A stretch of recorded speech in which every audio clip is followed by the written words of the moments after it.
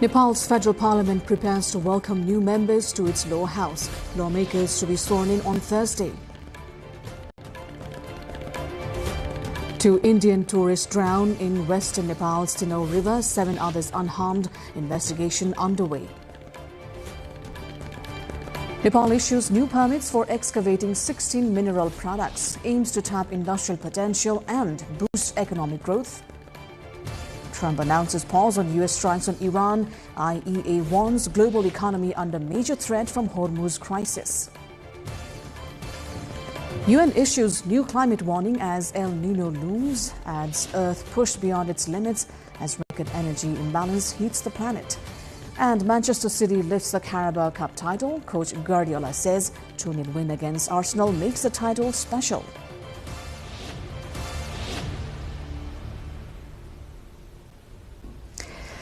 Good evening, I am Sarah Sapsanamarai and this is NTV World Primetime News. We're coming to you live from Kathmandu at 1900 hours Nepal time. Elsewhere, it's 13:15 in London, 20 to 15 in Tokyo and just after midnight in Sydney. Now the news in detail. Nepal's federal parliament is set to welcome newly elected members of the House of Representatives with a swearing-in ceremony scheduled for March 26, Thursday. Members have been asked to arrive at the venue in formal and traditional attire 2 hours before the ceremony, which will begin at 2 p.m. Nepal Standard Time. President Ramchandra Paudel will administer the oath to senior-most member, 78-year-old Arjun Narsingh Kesi at Sheetal Niwas on March 25. Kesi, in turn, will administer the oath to other members the following day. This follows constitutional provisions requiring all members to take the oath before attending parliamentary or committee meetings. Until the election of the Speaker and Deputy Speaker, the senior-most member chairs the HOR sessions. The Federal Parliament Secretariat has confirmed that preparations are underway to host the ceremony and initial meetings in the multi-purpose hall of the Parliament building inside Singha Darbar. Following the March 5 elections, Rashtriya Swatantra Party RSP emerged as the largest party with 182 seats. Nepali Congress secured 38, CPN-UML 25, Nepali Communist Party 17, Shram Sanskriti Party 7 seats, Rashtriya Prajatantra Party 5 and 1 independent candidate also won a seat. Parliamentary party offices have been allocated according to party size, according to the Secretariat. The President summons Parliament sessions based on government recommendations. The upcoming session of Nepal's House of Representatives is expected to move quickly on stalled legislation following the dissolution of the previous lower house in September 2025. Bills on the Federal Civil Service, Nepal Police and school education, among others, had lost their status after the dissolution. Now, Rashtriya Swatantra Party's commanding majority gives it the ability to push these long-awaited laws through. RSP, which won 182 of the 275 seats in the March 5 election, holds decisive power in parliamentary committees, making it easier to advance bills that had previously been held up, in fact, by political vacuity. Over 320 laws are considered necessary to fully implement federalism, and analysts say the party's dominance could accelerate the process. 31 bills originating in the lower house became inactive with the previous house's dissolution. 5 bills from National Assembly remain intact, with 3 awaiting HOR consideration.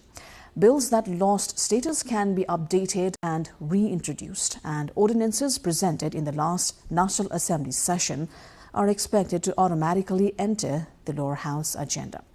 The new parliament is expected to consider legislation on governance, civil service reform, security and education, which could influence the pace of implementing Nepal's federal system.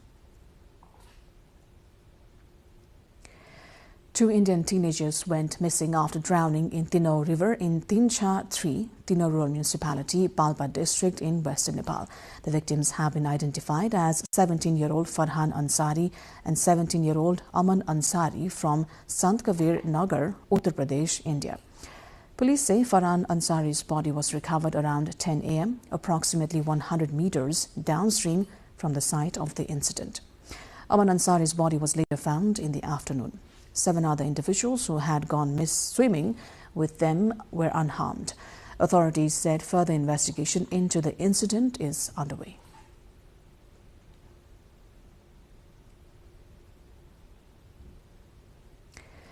Unseasonal hail and strong winds have caused extensive damage to crops and property in Rohtak district in southern Nepal.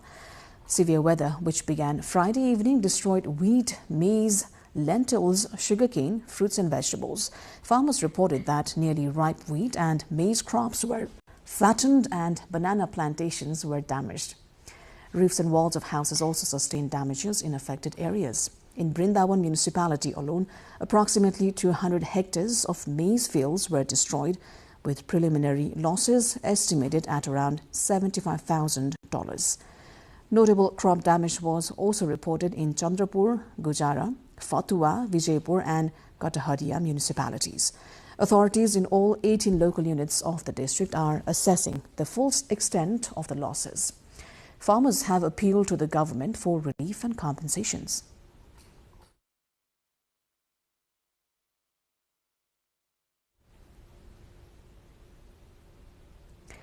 Now, outbreak of bird flu has been reported in some of Nepal's eastern districts, including Chapa and Morong. Outbreaks were reported in Chapa, prompting a ban on the sale and transport of poultry, eggs and related products. Laboratory tests confirmed the infection after several chickens fell ill and died at a layer poultry farm in Damak 10. Local authorities are preparing to cull the affected birds to prevent further spread. Movement of chickens, eggs, chicks, feed and equipment from the area has been completely restricted. Damak 10 hosts approximately 25 poultry farms of various sizes. Officials have warned of a high risk of transmission and are closely monitoring surrounding areas, including other eastern districts such as Morong, for potential outbreaks. We're going for a short break here. More news coming up. Stay with us.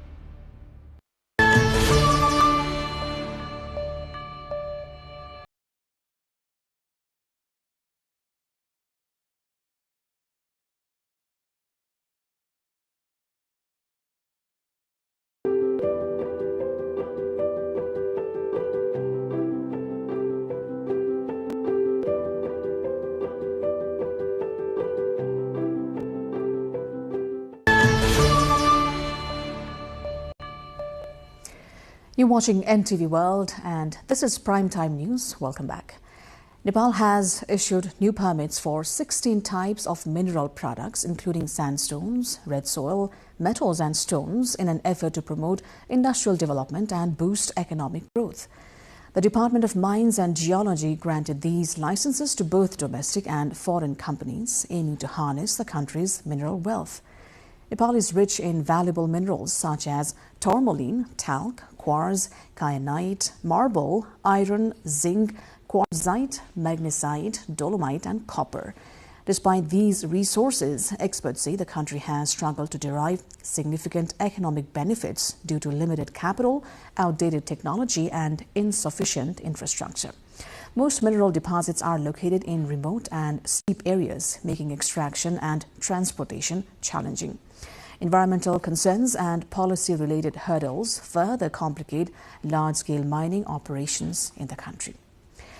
Now, the World Meteorological Day 2026 is being observed across the world today, celebrating the 76th anniversary of the World Meteorological Organization. The theme of this year is Observing Today, Protecting Tomorrow. The themes chosen for World Meteorological Day reflect tropical weather, climate or water-related issues according to the organization. It showcases the essential contribution of national meteorological and hydrological services to the safety and well-being of society and is celebrated with activities around the world. In Nepal, the Department of Hydrology and Meteorology organized an interaction program on awareness raising on weather the importance of weather forecast and the measures for climate change risk reduction. The day also celebrates the work of the World Meteorological Organization community in observing the Earth to protect communities today and build resilience for tomorrow. Meanwhile, the Earth's climate is further out of balance than at any time in recorded history, the UN's weather agency has warned. WMO says that our planet is gaining much more heat energy than it can release, driven by emissions of warming gases such as carbon dioxide. This record energy imbalance heated the ocean to new heights last year and continued to melt the planet's ice caps. The last 11 years were the Earth's 11 warmest years in record, stretching back to 1850. In 2025, global average air temperatures were about 1.43 degrees Celsius above those of pre-industrial times before humans started burning large amounts of fossil fuels. Scientists fear that a natural warming phase called El Nino, expected to begin later this year, could soon bring further heat records. More international news coming up next. Do stay with us.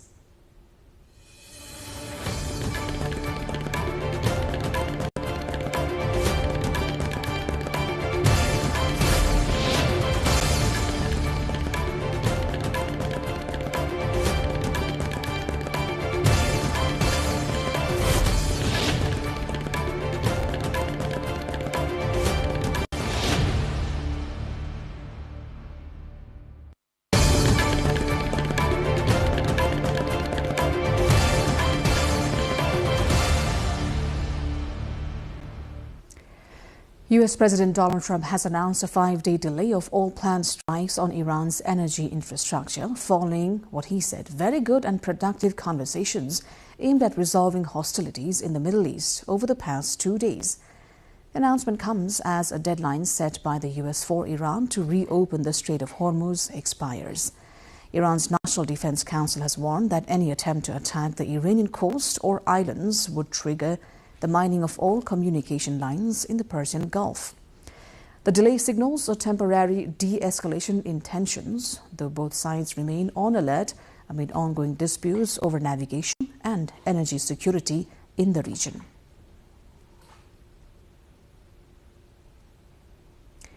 UK's Prime Minister Keir Starmer and US President Donald Trump agree that reopening the Strait of Hormuz is essential to resume global shipping during a call. The call lasted 20 minutes and was constructive, according to UK's Downing Street. It added UK Prime Minister will later lead a COBRA meeting with Chancellor Rachel Reeves, Bank of England Governor Andrew Bailey and others on the economic impact of the war.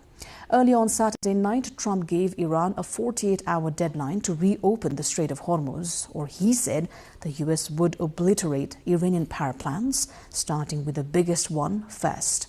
Iran, however, responded defiantly, with state and military officials threatening retaliation if American strikes on Iranian infrastructure were carried out.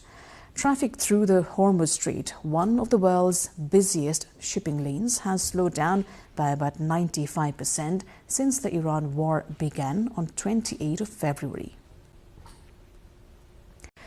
Now, the world is facing a worse energy crisis than the twin oil shocks of the 1970s and the fallout of the Ukraine war combined, the head of the International Energy Agency has warned. Its chief, Fatih Birol, said the global economy is under major threat from the energy crisis caused by the Middle East war, and no country will be immune to its effects. The global economy is facing a major threat today, and I very much hope that this issue will be resolved as soon as possible. No country will be immune to the effects of this crisis if it continues to go in this direction. So there is a need for global efforts around the world. In the meantime, Israel Defense Forces said it expects to face several more weeks of fighting amid widening hostilities involving Iran and the Iran-backed militant group Hezbollah along Israel's northern border. Israeli military officials have signaled that operations against Hezbollah in southern Lebanon are being expanded, with additional forces and planning for a prolonged campaign.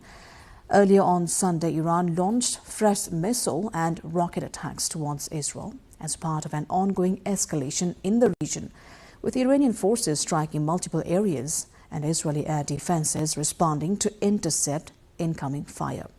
Some 180 people were left injured in Iranian missile strikes on two southern Israeli towns close to a nuclear facility, according to Israel's health ministry.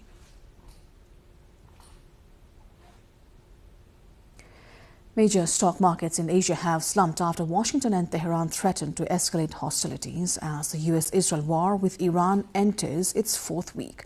Japan's Nikkei share index closed 3.5% lower, while South Korea's Kospi fell by 6.5%.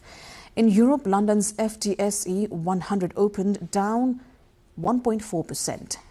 US President Donald Trump had warned, in fact, on Saturday he would obliterate Iranian power plants if Iran did not open the key Strait of Hormuz shipping route.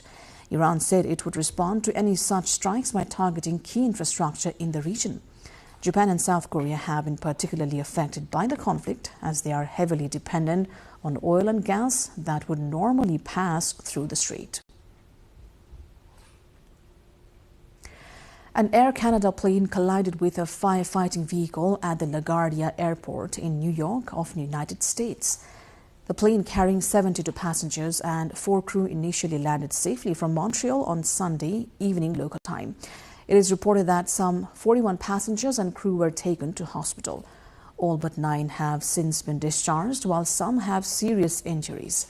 2 officers who were inside the fire truck are in a stable condition in hospital. The airport, which is one of the busiest in the U.S., is expected to remain closed until at least 2 p.m. That's as per Eastern Time. Meanwhile, an investigation has been launched into the incident.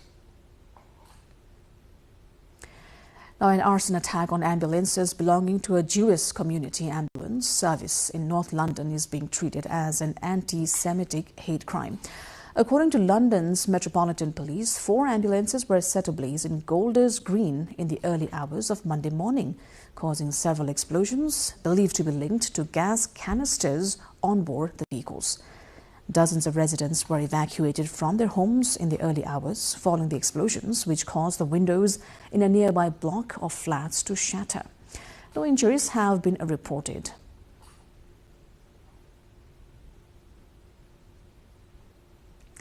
We've got more international news and also a sports update coming up next. Stay with us.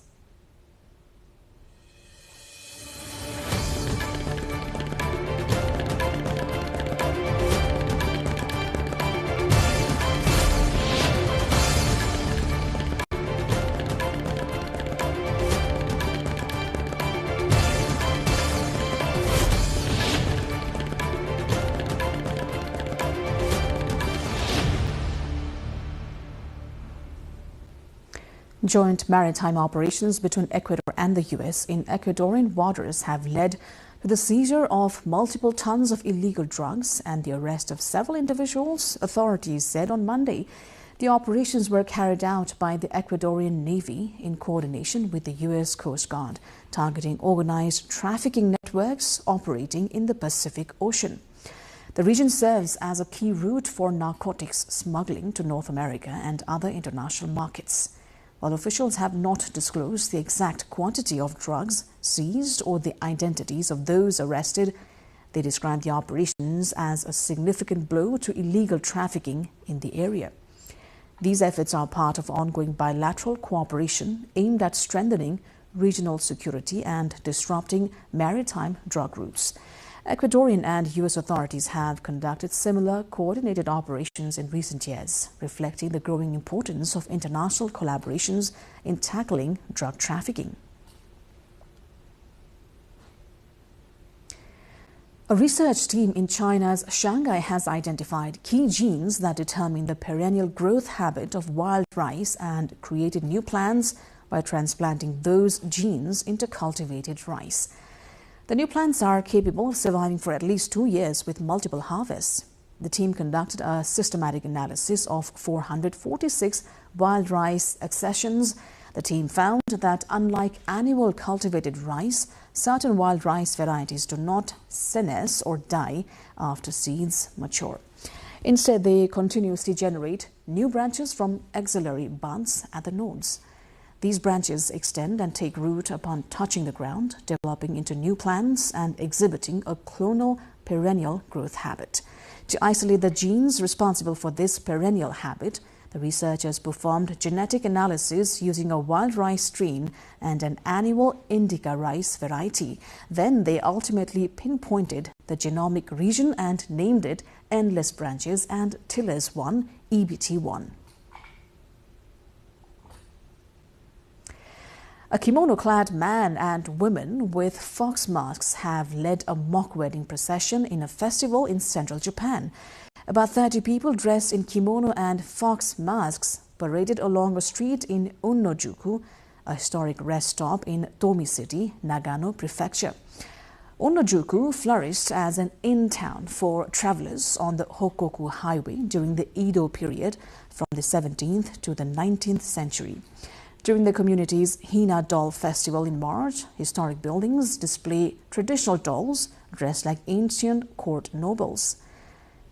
The Fox Wedding Procession is the highlight of the festival on its last day.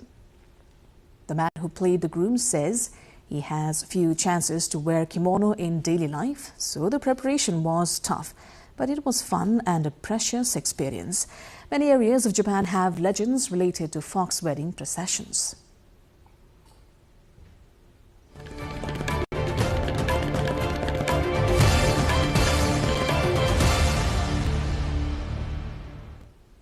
And with that, we move on to sports update.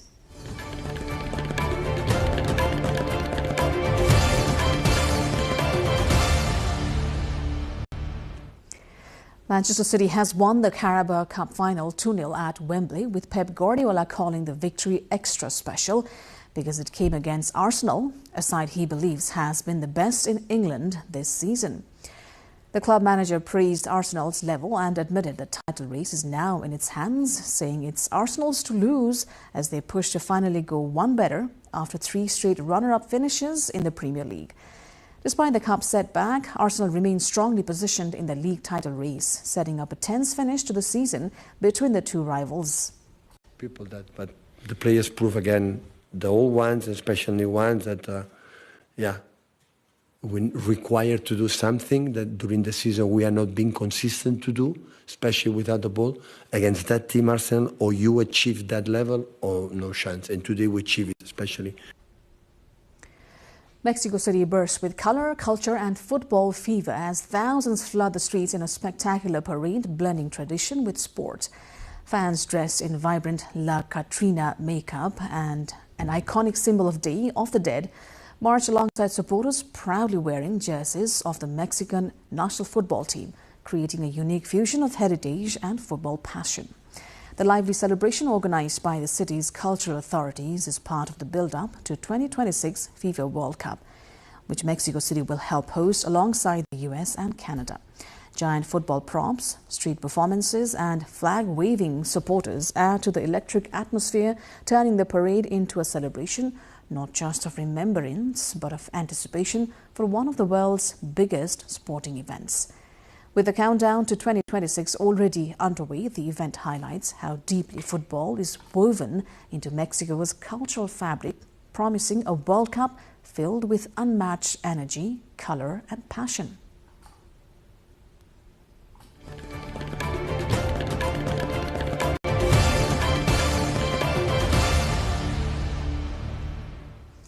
And before wrapping up, here's a reminder of the headlines once again.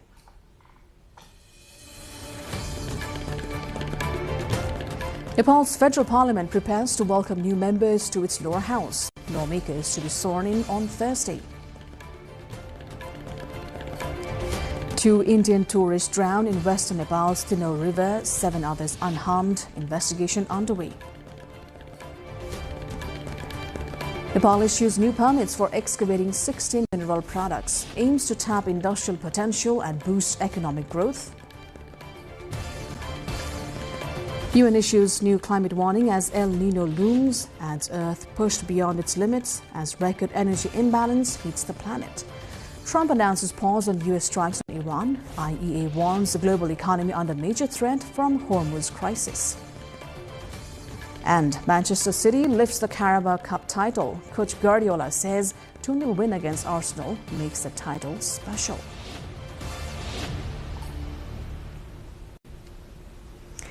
And that's it for this edition of NTV World Primetime News. Our next bulletin will be at 2200 hours Nepal time. Do join us through our social media and also get the latest update from our official website, nepaltelevision.com. Thanks for staying with us. I'm Sarah Sapsanamarai. Have a wonderful evening ahead.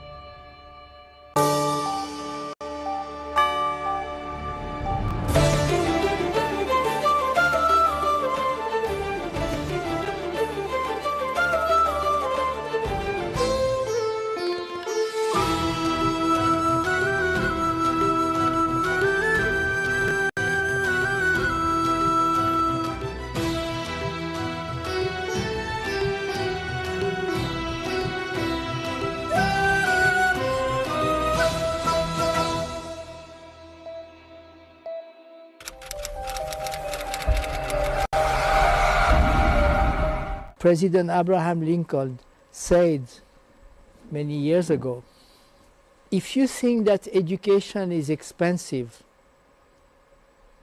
how much ignorance do you want to finance? Right. Many of these economists now, they have a tech-based startups. And these tech-based startups, for them to even ideate and progress, you need ideas, you need people who have the experience, as well as resources. I think that's exactly the space where you are an advantage. So I think Nepal should see this as an advantage and then think innovatively. You don't have to follow other country. You find what works for you, but goal is to make sure that is multiplying. We are forgetting investing for the future. We are just handling the present illness, present poverty, present situation, somehow trying to manage it. But at the same time, that's where the vision comes in. The political or our people or the government, they also have to invest in future. They have to keep an eye on the future. Our strategy is not producing job seekers, but producing job creators. That's our Fantastic. motto. The university is producing job creators, not job seekers. Fantastic.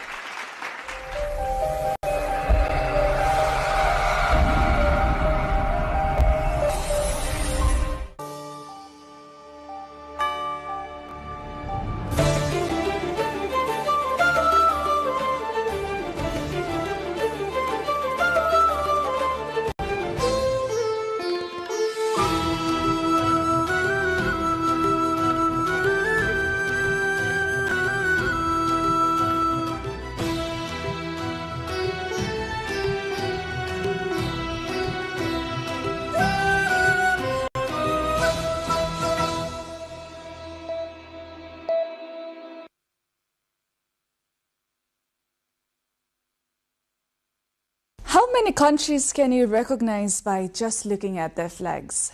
20, 40, maybe 60.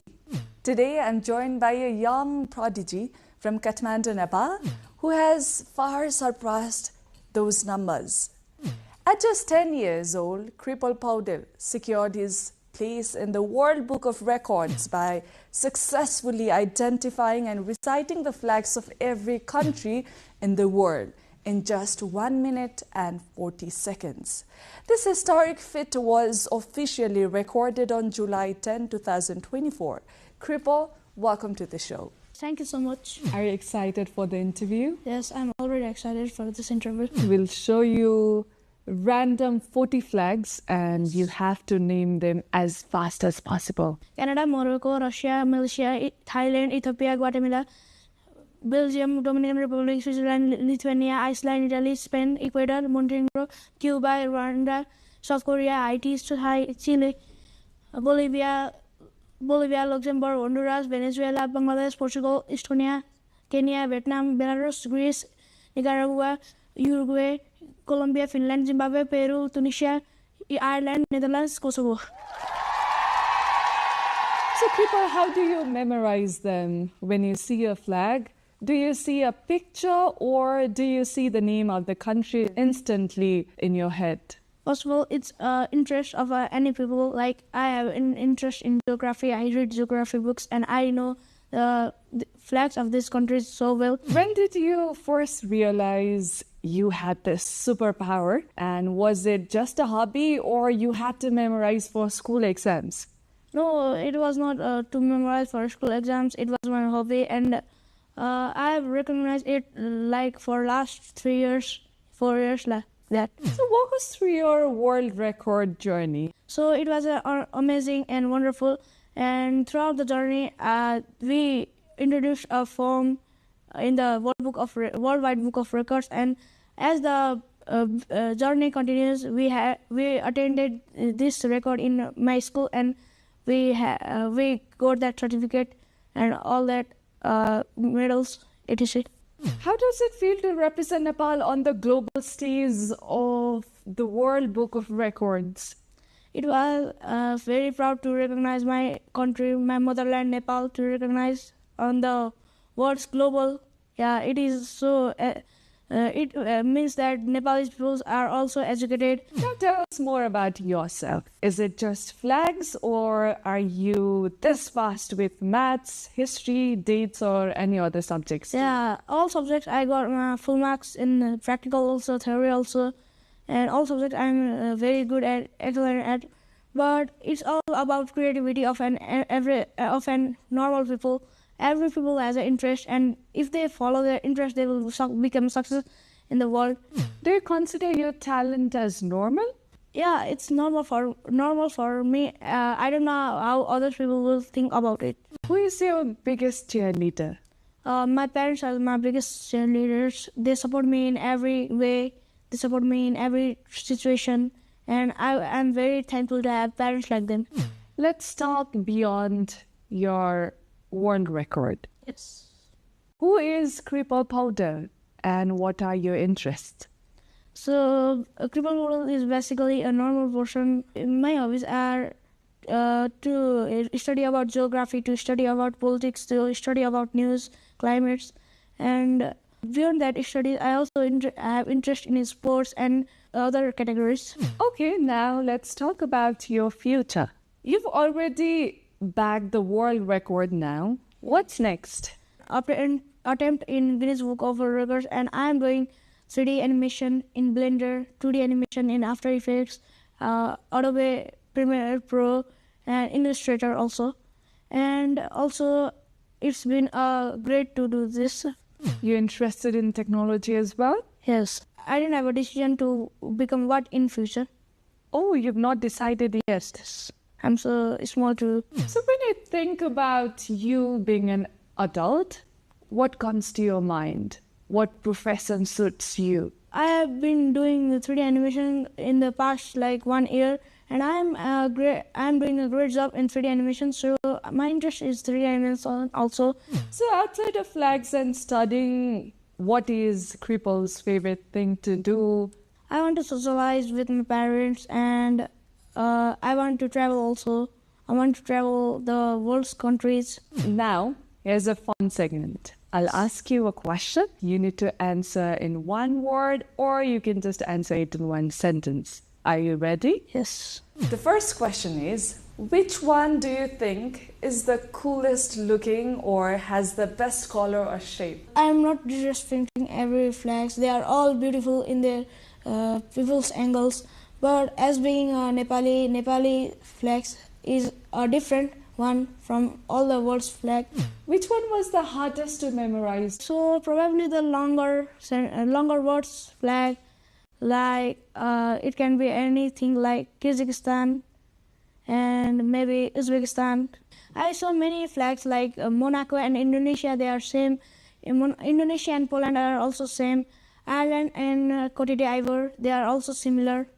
Is there a country you want to visit just because its flag is cool? The coolest one I want to go to is Switzerland, maybe. Switzerland, just because its flag is beautiful? Yes, yes. Are you interested in just countries or the cities as well? As learning geography, cities are also important to learn, and I am learning about cities as well as the states as well. Do you ever see flags in your dreams? I haven't seen a flag in my dream. Now we've come to the end of the show. Do you have anything that you want to share with your audience? I'm very grateful to my parents and thankful to my parents. And also I learned 3D animation in Pixel Media, which is a company that provides you to how to learn about 3D animation, 2D animation. And I want to thank to all the members of the NTV World to giving me this opportunity. Thank you. Thank you.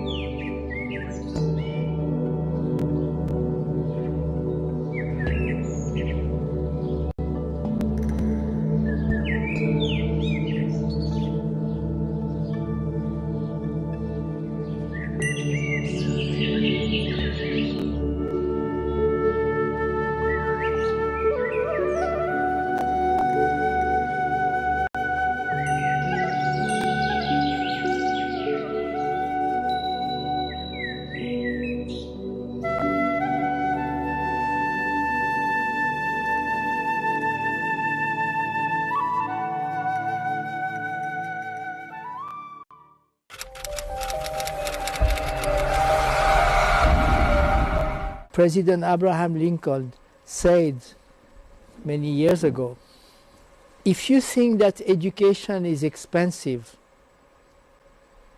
how much ignorance do you want to finance? Right. Many of these economists now, they have a tech-based startups. And these tech-based startups, for them to even ideate and progress, you need ideas, you need people who have the experience as well as resources. I think that's exactly the space where you are an advantage. So I think Nepal should see this as an advantage and then think innovatively. You don't have to follow other country.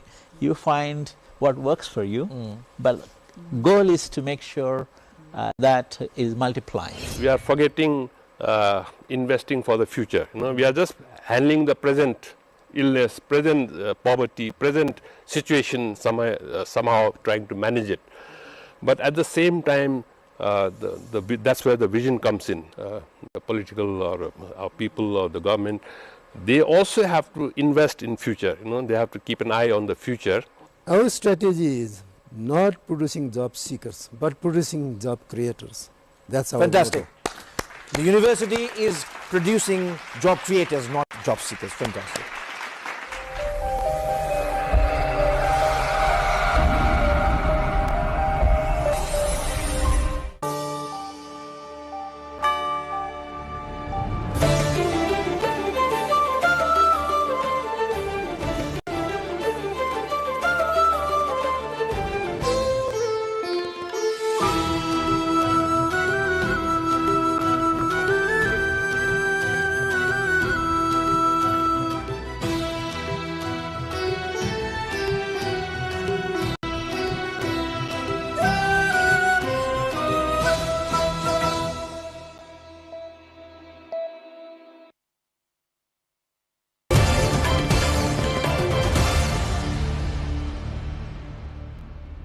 Iran has threatened to destroy US-linked energy sites across the Middle East if its power plants are targeted. The warning comes after US President Donald Trump said the US would obliterate Iranian power plants if the Strait of Hormuz is not opened before a 48-hour deadline. The ultimatum, made just a day after the US leader said he was considering winding down military operations after 3 weeks of war, came as the key oil passes remained effectively closed and thousands more American Marines headed to the Middle East. Since the US and Israel launched the war against Iran on February the 28th, Iran has effectively closed the strait in retaliation. Foreign Minister Abbas Araghchi said Tehran had imposed restrictions only on vessels from countries involved in attacks against Iran and would assist others that stayed out of the conflict. In response to Trump's threat, Iran's army said it will target energy infrastructure belonging to the US and the regime in the region. The US military earlier on Saturday said that Iran's ability to threaten the Strait of Hormuz has been degraded by the bombing this week of an underground facility where it stored cruise missiles and other weaponry. We not only took out the facility, but also destroyed intelligence support sites and missile radar relays that were used to monitor ship movements.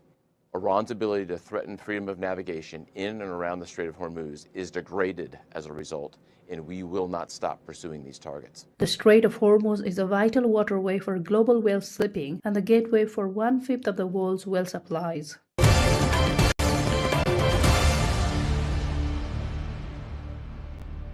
More than 160 people have been injured, some seriously, in Iranian missile strikes on 2 southern Israeli towns close to a nuclear facility. According to Israeli emergency officials, 84 people are being treated in Arad and another 78 in Dimona after ballistic missiles hit the towns on Saturday evening. The International Atomic Energy Agency (IAEA) says it is not aware of any damage to the nuclear research facility located about 13 kilometers outside Dimona. Iranian state media earlier said the strikes were in response to attack on Iran's Natanz nuclear facility on Saturday. On Sunday, at least 7 people were injured in Iranian missile attack on Tel Aviv, according to emergency services. In Arad, local residents said the blasts they heard on Saturday were terrifying. The missile badly damaged several buildings, leaving a deep crater. The nearby town of Dimona also experienced a similar missile strike.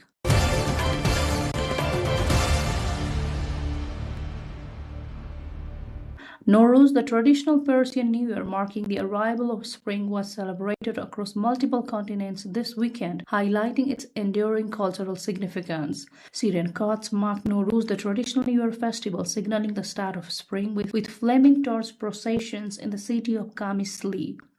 The festival, celebrated by millions across the Middle East, Asia, and Eastern Europe, features cultural rituals, music, and dancing as communities welcome the new year. Authorities say the celebrations are largely peaceful, with residents emphasizing the festival's cultural and social significance for Kurdish and regional communities. Meanwhile, thousands of members of the Iranian diaspora gathered at Toronto of Canada to celebrate the Nowruz. The celebrations included traditional performances and family activities reflecting efforts by the diaspora communities to preserve cultural traditions abroad. The simultaneous observance of Nowruz in the Middle East and North America underscores the festival's global reach, serving both as a cultural breeze and a symbol of resilience for communities facing social, political, and geographic challenges.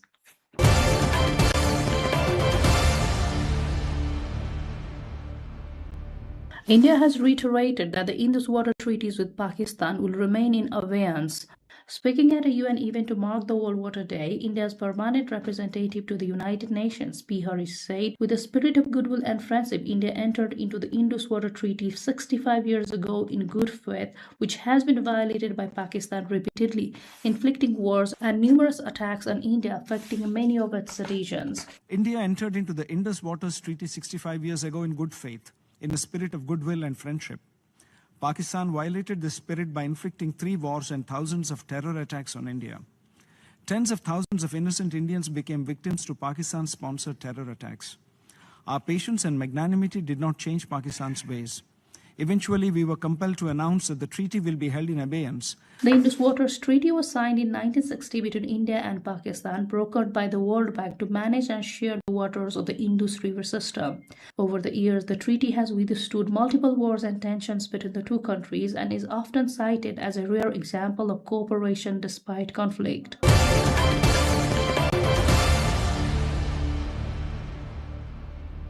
At least 4 people have died and 1 remains missing after heavy rainfall triggered flash floods across northern Oman. The flooding caused by intense storms beginning late Saturday inundated multiple regions, including the parts of Muscat. Emergency services reported dozens of rescues, with teams deployed to assist motorists and residents trapped by rapidly rising waters. The Royal Oman Police and Civil Defense authorities issued nationwide alerts urging residents to remain indoors, avoid low-lying areas, and not attempt to cross the floodwaters. Key roads have been closed and transport disruptions have been reported across affected areas. Search and rescue operations are ongoing for at least 1 missing individual as weather conditions remain unstable. Meteorological authorities have warned that further rainfall is possible, raising concerns of additional flooding. Flash floods are a recurring hazard in Oman, where arid terrain limits water absorption, increasing the sudden and severe runoff during the heavy rain.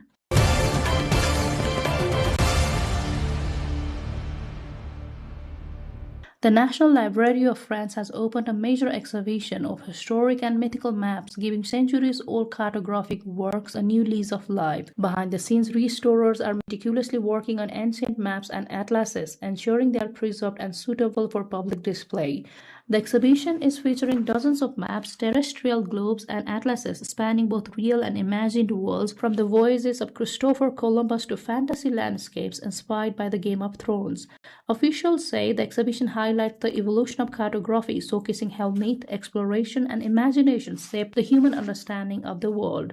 Curators emphasize the restored maps not only preserve cultural and historical heritage, but also allow the visitors to engage with both scientific discovery and creative storytelling from across the centuries. The exhibition is expected to attract scholars, enthusiasts, and the general public, marking a significant cultural event in Paris this spring.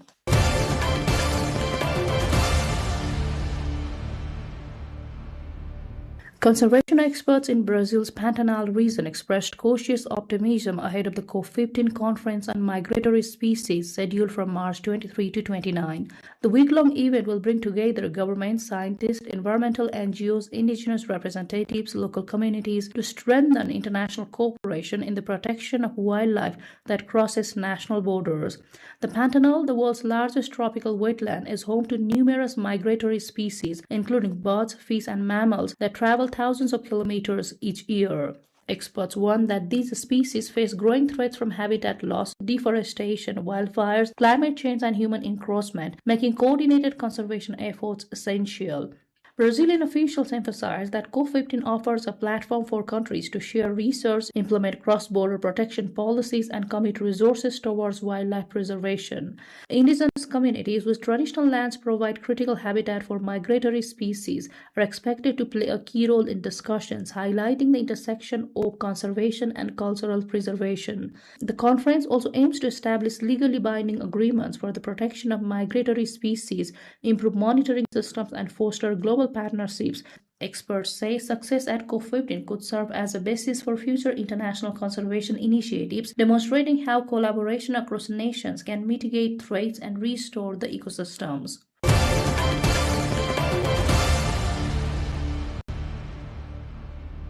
Laughter, song, and the crack of wooden bats echo across a motorsports ground each weekend as a group of elderly women gather to play cricket, defying age and convention. The women, popularly known as the cricket grannies, meet every Saturday in eastern Uganda, where they take to the pitch in floor-length dresses, many playing barefoot. What may appear an unlikely sporting scene has become a powerful source of community, resilience, and well-being. Participants say the sessions are helping them cope with age-related health challenges, as well as emotional strain linked to isolation and stress. Local organizers note that beyond recreation, the initiative promotes physical activity among older women, an often overlooked group in grassroots sports programs. The matches also serve as a social lifeline, strengthening bonds and reducing loneliness. Cricket, widely popular across parts of Africa, is increasingly being used in community-based initiatives to support mental and physical health. In this case, the sport has given a new lease of life to women who had few opportunities for organized activity in later years.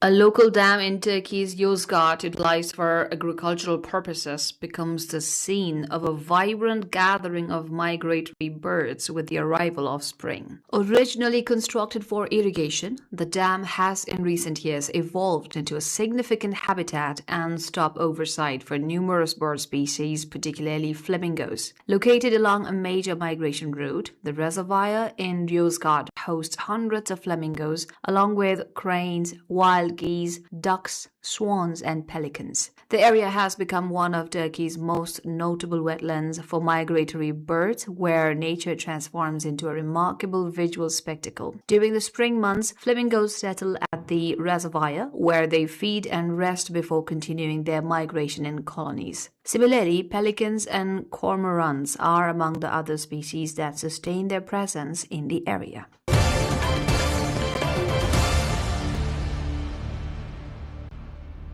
Scientists from around the world are undergoing specialized training to work in freezing Arctic waters at the Kilpisjärvi Biological Station in northern Finland. The 10-day course teaches participants how to safely dive and conduct research under extreme conditions, including cutting through 70 centimeters of ice to access sub-zero lakes. Participants experience severe cold firsthand. Researcher Ruori Buses described the sensation after exiting an ice hole that his body felt very numb. The training is designed to prepare scientists for polar expeditions where icy waters and harsh environments are routine. The program combines practical survival techniques, scientific diving skills, and emergency response training, aiming to equip researchers with the expertise to collect data and conduct experiments safely in the Arctic. It reflects growing international efforts to study climate change, biodiversity, and freshwater ecosystems in extreme polar regions.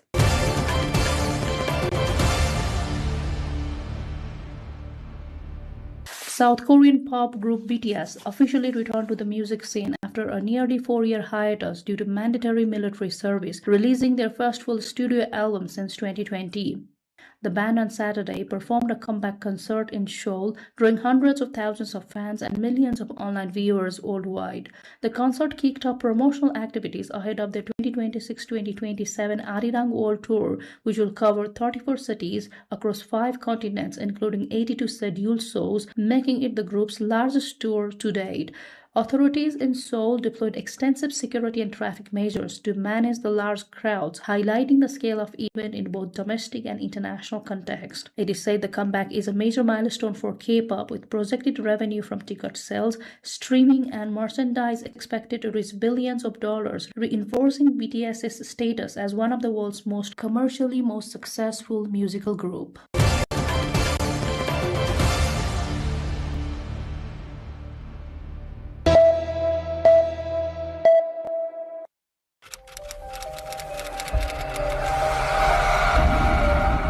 President Abraham Lincoln said many years ago, if you think that education is expensive,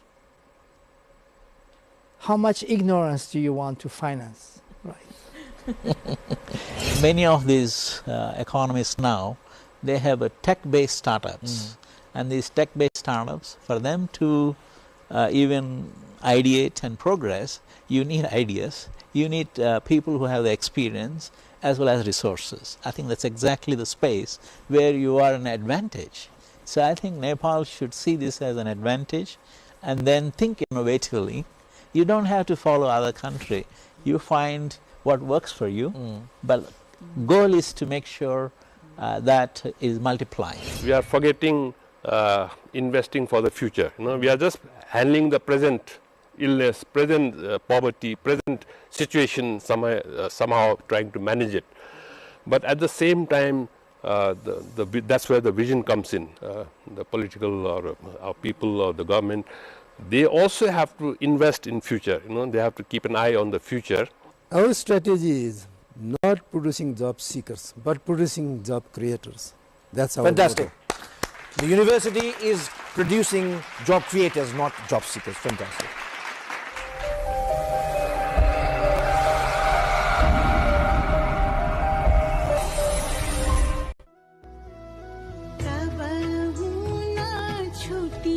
छठी मैया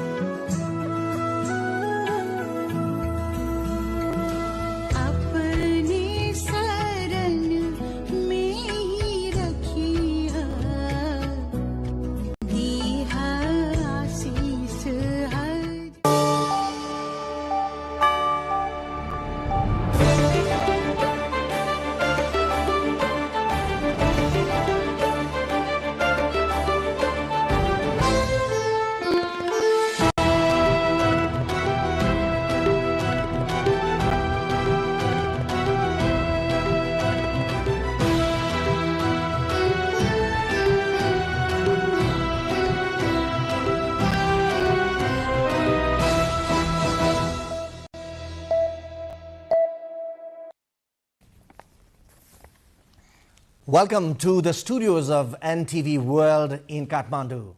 Public Service Broadcasting, PSB Nepal's new initiative to make Nepal more visible and audible to the global audience. Welcome on board.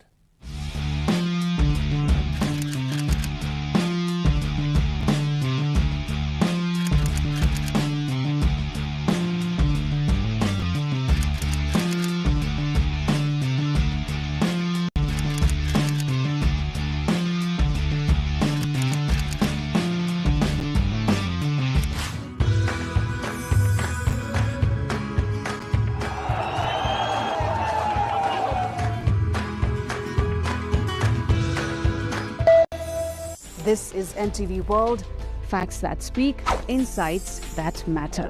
Telling the stories of a changing planet. NTV World, Nepal's perspective to the world.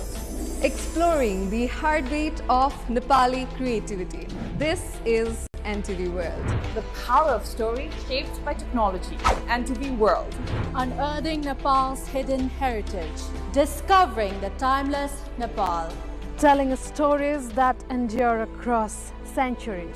Where culture breathes, stories bloom. When the world moves, we make a sense of it. NTV World. Taste of Nepal. Every recipe, every flavor tells the story. Journalism in the digital age. Fast, focused, verified. Stories hold power. Stories reflecting life. Stories of the hinterlands. Reporting for NTV World. This is NTV World. Welcome to News Hour. This is NTV World. Welcome to Primetime News. One story at a time. Crossing borders, connecting voices, where Nepal meets the world in dialogue. This is NTV World, Nepal's perspective to the world. Voices that connect Nepal to the world, bringing perspective, region and relevance to every story. NTV World, Nepal's perspective to the world. Stand by. Mic is on. 3, 2, 1, cue. We are NTV World.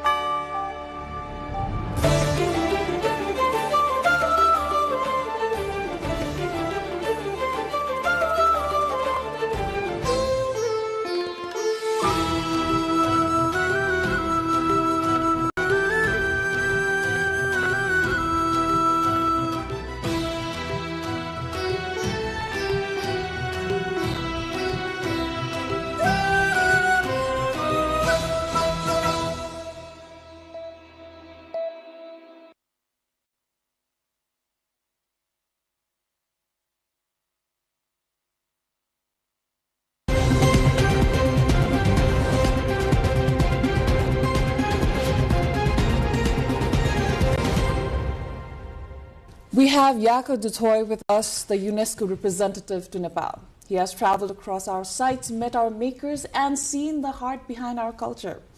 Today we get into what he has discovered about Nepal along the way. So Jaco, you've been here for 6 months in Nepal, right?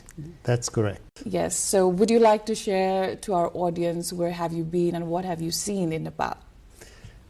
I've discovered a very diverse country, from its mountains, the Himalayas, extraordinary views on what these mountains represent, to the Terai, the flatlands, and how diverse the natural beauty is, and also the warmth of people.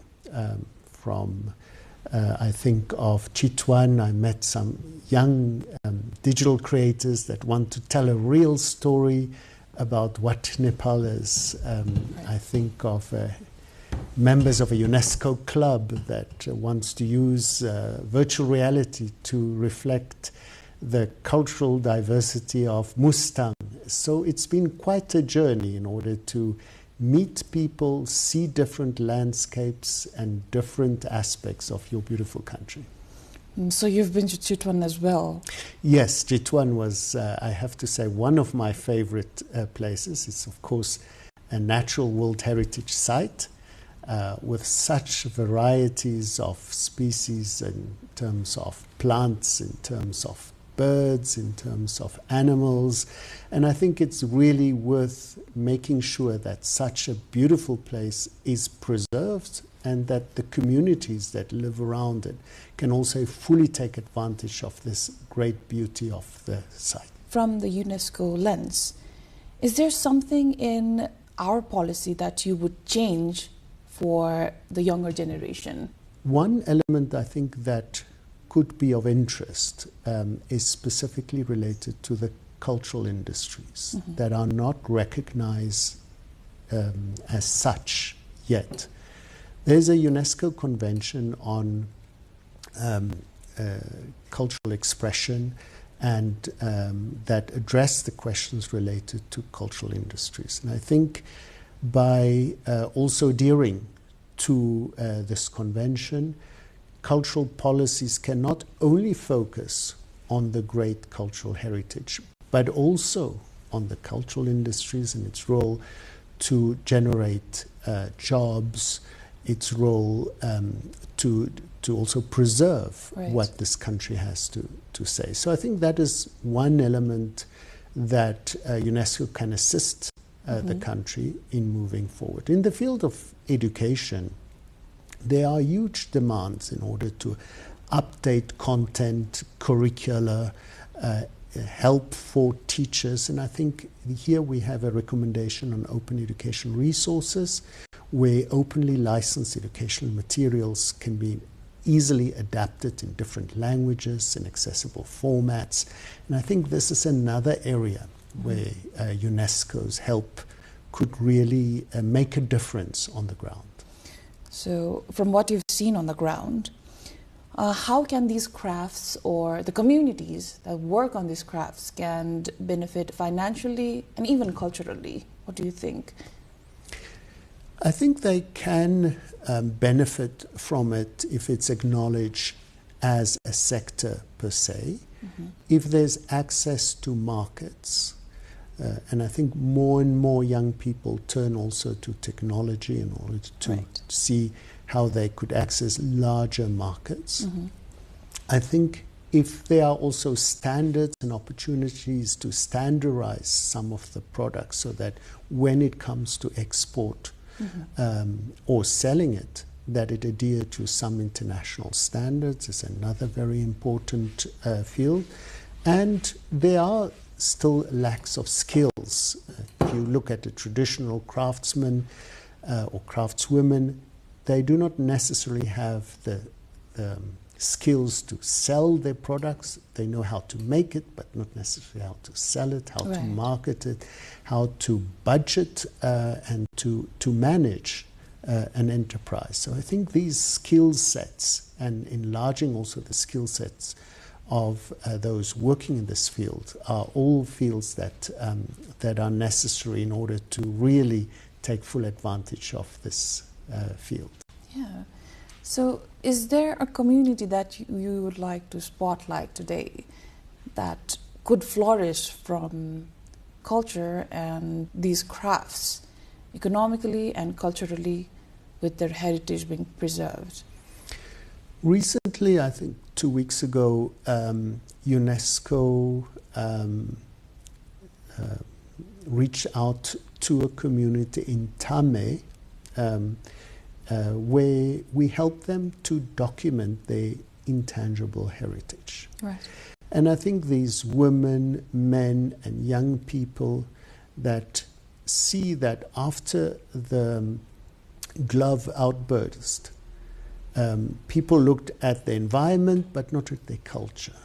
And they want to preserve it. They want this also to revive as their natural environment. The cultural environment should also revive. And I think these are people that believe in their culture, that feel proud of their culture.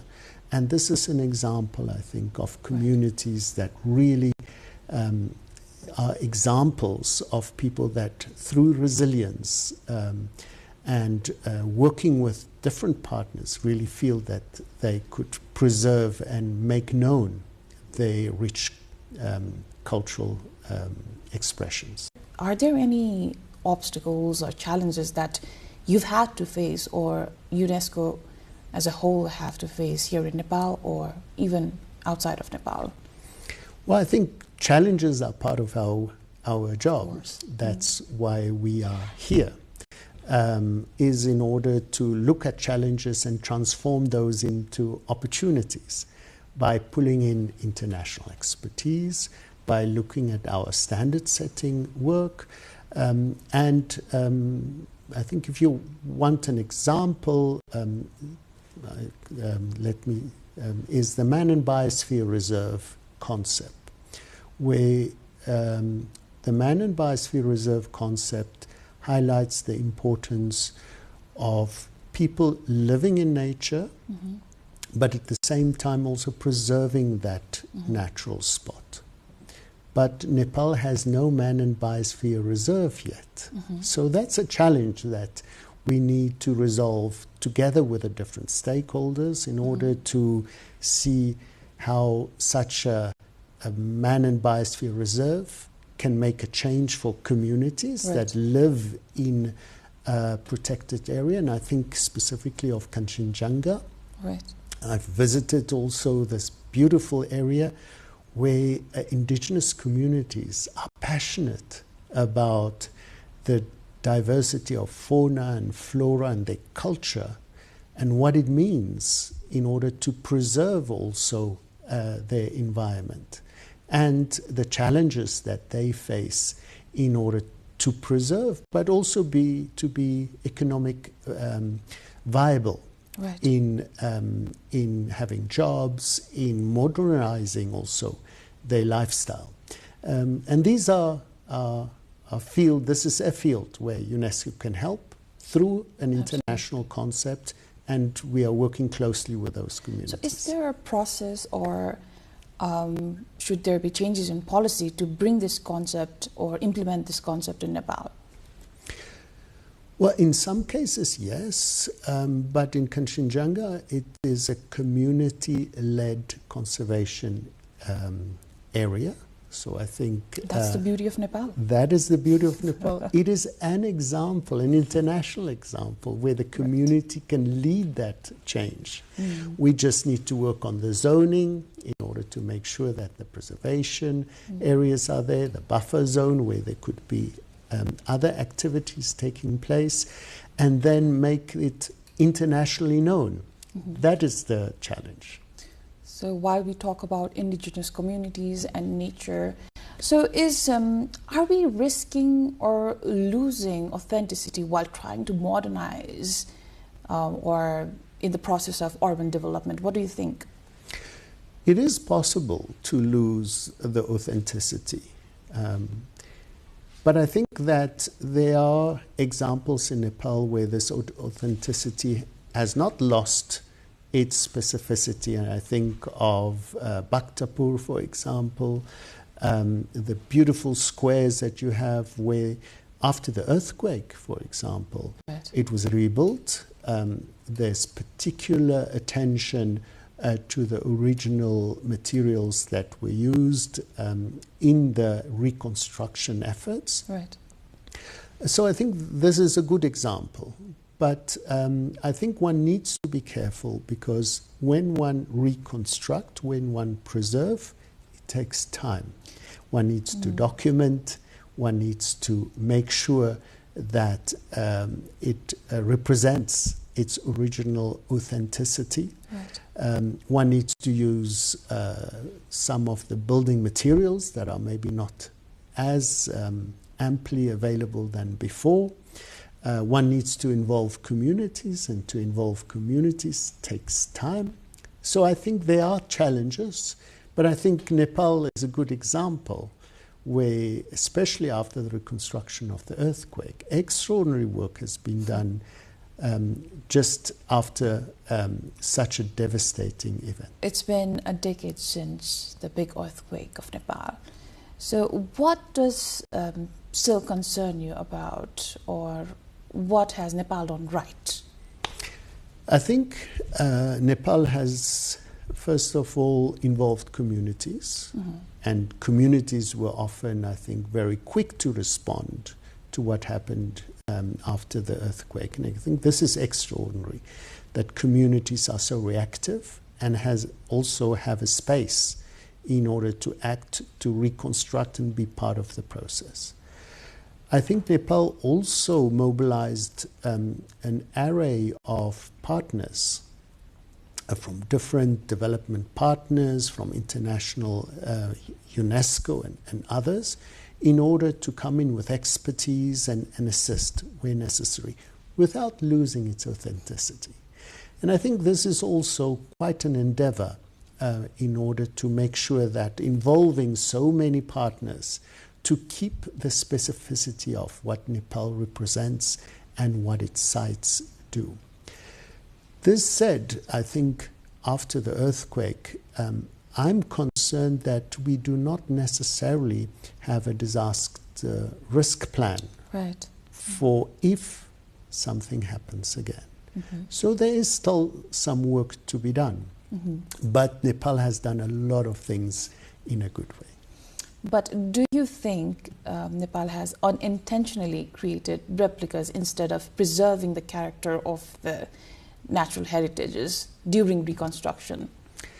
No, I think there's been quite an effort in order to take into account new knowledge that have been generated through research, looking at disaster plans and integrating these the findings of these findings of this research into the reconstruction mode and making an effort to reuse, I think, also some of the older materials that have been used before. Okay, let's move on to education. Education is also a part of UNESCO. So what has UNESCO done for Nepal in the field of education? Yes, UNESCO work within the UN family together with other UN agencies such as UNICEF and others in advancing education. And our work has concentrated on looking at informal education and education systems, looking at local education plans, and localizing curricula, training and other elements in the education system at local level, looking at the technical vocational education and advancing those elements, and also the higher education sector, looking at standards in terms of higher education references that need to be integrated within the system so that higher education qualifications in Nepal can be acknowledged also can also be acknowledged outside of Nepal. So I think we have an array of work to be done while we are the lead in the Sustainable Development Goal 4, that is on education. We work with others, the rest of the UN and other development partners, and we innovate. I think just yesterday we got additional assistance from Norway to work with UNICEF in a greening education initiative. And this is exciting in order to see also how a concept like greening education takes root in Nepal and also contribute to the well-being of your citizens. Absolutely. And it should start from Nepal as well. There could be many examples. But as a UNESCO representative to Nepal, what do you think are the biggest gaps in education that Nepal has to overcome to achieve inclusive education? In a recent midterm review of the education sector plan, I think several challenges have been highlighted.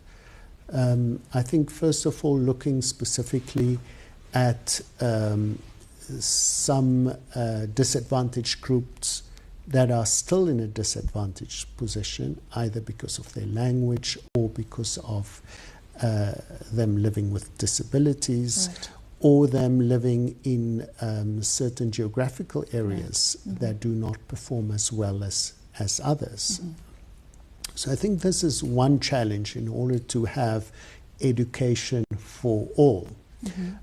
Secondly, I think there's also a challenge in terms of motivating teachers and upscaling teachers' proficiency in new skills that come up every day. Right. And this is another field that UNESCO can play a role together with other development partners in order to make sure that our teachers are good teachers that are up to date in their skills. And I think in terms of the use of data to influence policy and planning, much more can be done in order to make use of the data that is collected and to collect data in a more systematic way. And lastly, I think so many challenges still exist in the use of new technologies and making use of these new technologies in the classroom. As we talk about new technologies, is UNESCO helping to adapt education in Nepal through AI, learning tools, or skills development? Are there any projects, or have you done something? So a few examples of what UNESCO has done. I think the first one is the ICT Master Plan in education, where we contributed through our international standards also in shaping this ICT Master Plan. Secondly, in the informal education sector, we looked at specific competencies in technologies for the teachers in the informal education system. And thirdly, after a recent meeting with the Minister of Education, we talked also about UNESCO's competency framework for the use of AI in the classroom. And many opportunities, but also pitfalls exist in this field. And this is a new field, I think, that we are ready to assist Nepal in. So as you might have seen that these realities on the ground, Nepal does face a huge amount of climate injustice. So what does the resilience of the Nepali people tell you? I think there's a lot of innovation. And again, let me turn to the green schooling initiative through eco clubs, for example, where young people are engaged and they feel that they have to do something in order to contribute to a more resilient Nepal as it relates to natural disasters.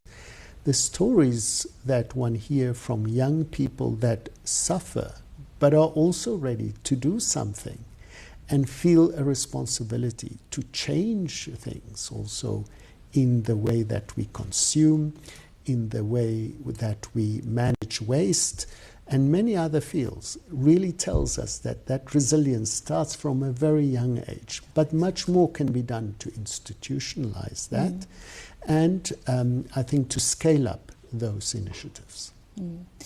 Do you have any examples, or have you seen few communities that have protected heritage better than any kind of policy or institution? Well, I think on the 8th and 9th of September, we've seen how citizens themselves protected the Ministry of Culture, the National Archives. And I think this tells a story about Nepalese, where they feel that they need to preserve their culture. In spite of having differences, they actually have a responsibility towards the preservation of cultural heritage. So I think this is a good example where artists, those engaged in the field of culture, really stand up and say, we want to protect our heritage. And for me, that's a good example. Absolutely. So is there any place or heritage site that still fills you with awe in Nepal? There are so many sites, and I think it's difficult to lift out one. I really feel that the Himalayan mountains are extraordinary, and its majesty, its presence, is something that one cannot see anywhere else in the world. I was hiking 2 weekends ago, and I could just see this range of beautiful mountains. But at the same time, I think it reminds us also of the vulnerability of this. If we do not work on its protection, if we do not work on involving communities in its preservation, it will not be there for always. But what an extraordinary country, but also the people. And I think this is really what that makes a difference compared to other places. Right. So after your time here in Nepal, what is the one image of Nepal, heritage sites or people that will stay with you forever? Well, as I've only been here 6 months, I can have one example, and I'm sure I'll have more, and that is the people that participated and pulled the chariots in Lalitpur. And I think that shows the engagement of Nepalis in who they are, the devotion, by believing also in this ancient tradition, and resilience. It seems to be quite heavy to pull such a huge structure.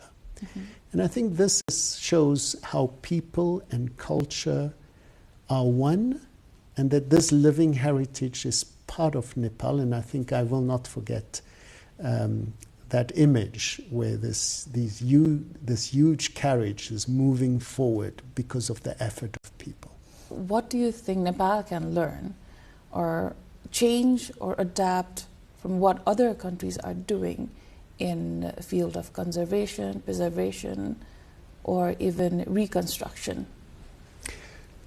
Well, I think it's an evolving field, and there's a lot of innovation happening elsewhere. One element that I think is important, and I've seen, for example, at Lumbini, is the management of tourists. Is to, I think, really invest in training and plans that manage tourists, different kinds of tourists that come to Lumbini as an example, and how to deal with it. Many good examples in Korea, Pakistan, and elsewhere exist. So I think this is one example.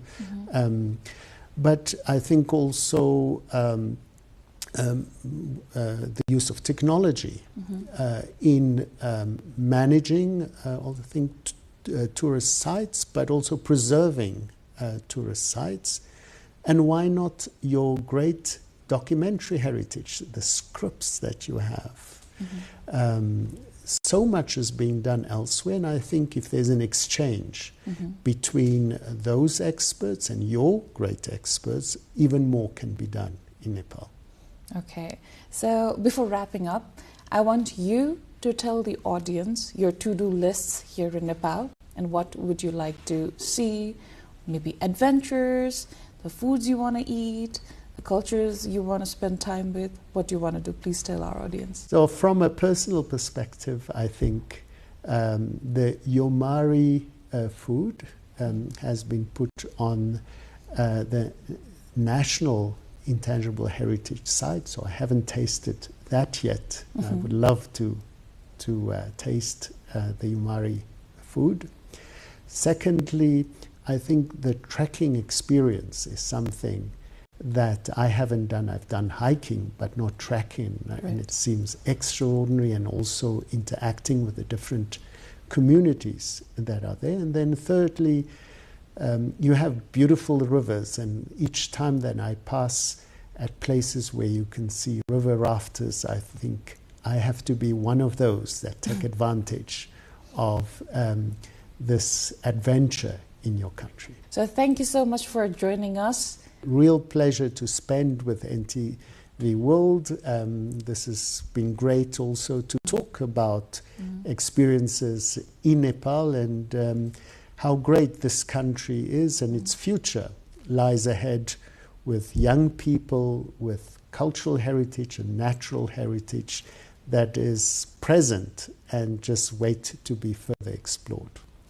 Thank you so much, Jaco, for joining us. Pleasure. That is all for today, folks. Now we will be with you in the next episode of NTV Insights.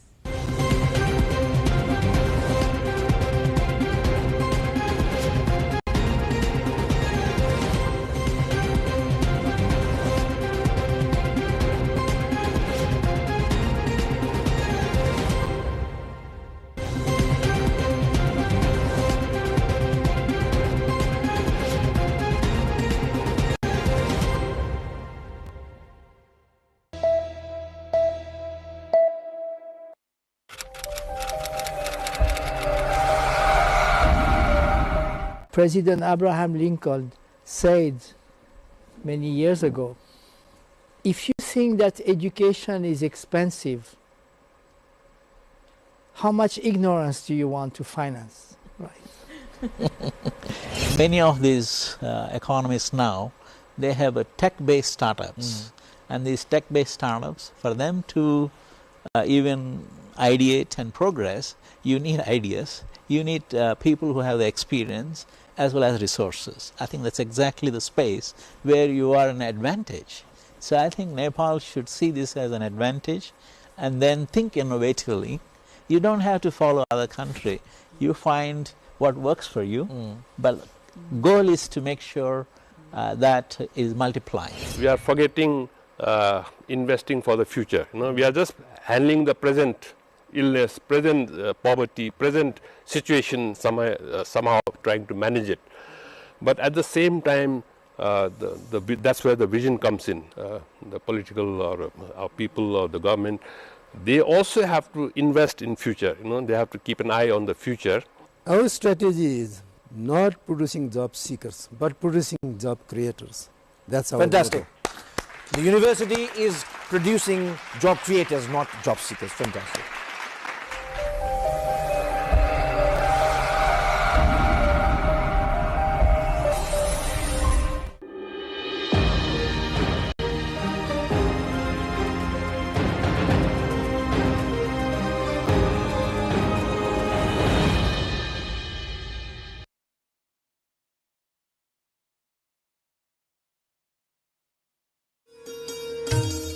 Janaki मन्दिर महर्षि जनकको पुण्य भूमि, माता जानकीको पवित्र जन्मस्थल। देश विदेशमा परिचित जनकपुर धाम मध्य प्रदेशको मात्र नभई अन्तर्राष्ट्रिय स्तरमै प्रख्यात पवित्र भूमि। सबैको पूजनीय ठाउँ जनकपुर धाम।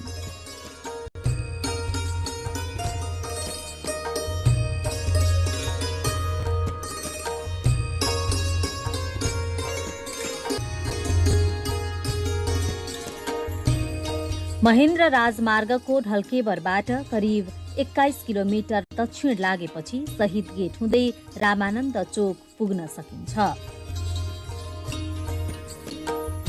जनकपुरको ठूलो प्रवेशद्वार रामानन्द प्रवेशद्वार। 4वटा ठूलो पिलरमा बनाइएको रामानन्द प्रवेशद्वारको माथि स्वामी रामानन्दको प्रतिमा छ। यो प्रवेशद्वारलाई जनकपुरवासीले जनकपुरको गौरव समेत मान्ने गरेका छन्।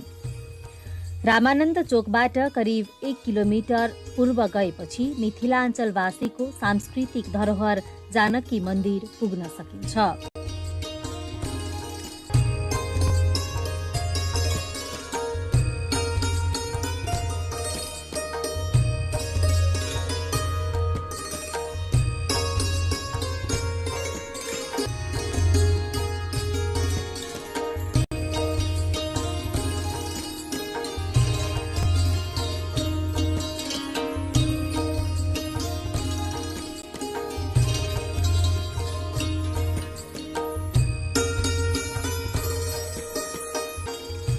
मध्य प्रदेशको राजधानी जनकपुरमा अवस्थित यो मन्दिर नेपालमा भएका मन्दिरहरूमध्ये क्षेत्रफलका आधारमा सबैभन्दा ठूलो मन्दिर हो।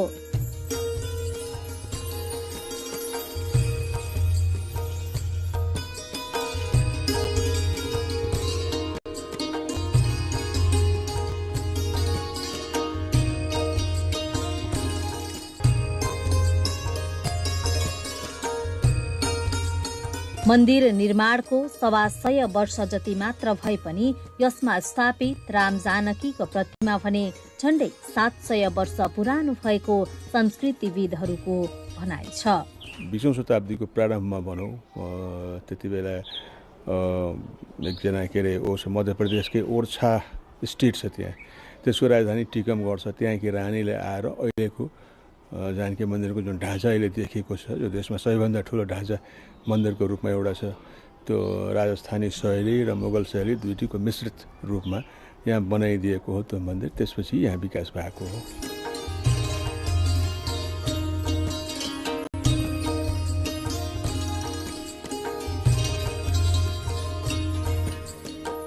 विक्रम सम्वत 1968 सालमा निर्माण सम्पन्न भएको यो मन्दिर धार्मिक र सांस्कृतिक हिसाबले सम्पन्न मैथिली सभ्यताको धरोहर हो। पवित्र हिन्दू धर्मस्थलको रूपमा चिनिने जानकी मन्दिर मुगल शैलीमा निर्माण गरिएको छ।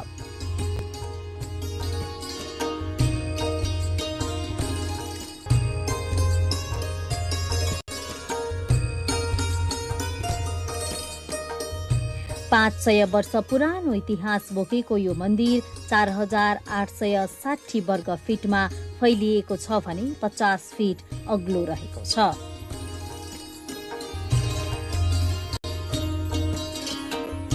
नेपालको ख्याति प्राप्त यो मन्दिरलाई कलाको उत्कृष्ट नमुना मान्न सकिन्छ।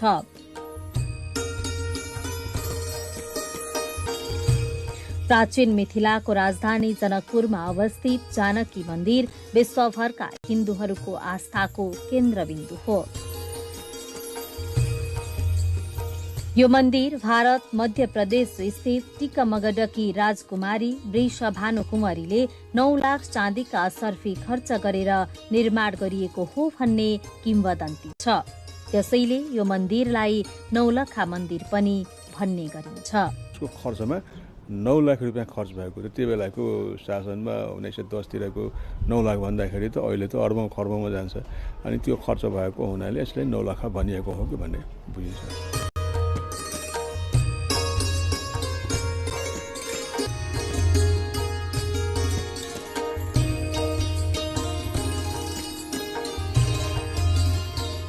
प्राचीन मिथिला हिन्दू तथा मुस्लिम कलाको समुचित समायोजनबाट निर्मित जानकी मन्दिर कलाकृतिले समेत भरिपूर्ण ठाउँ हो।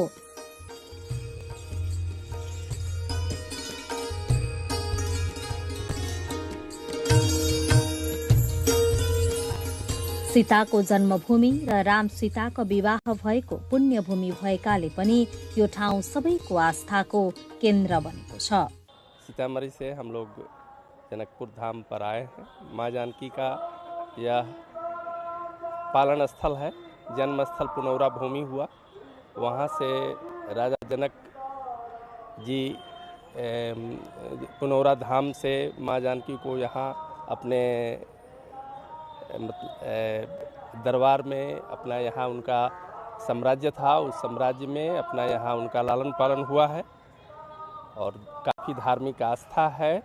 जगत जननी माँ सीता का यह लालन पालन का स्थल है और हम लोग इसी आस्था से माँ जानकी के आशीर्वाद लेने हेतु यहाँ पर पहुँचे हुए।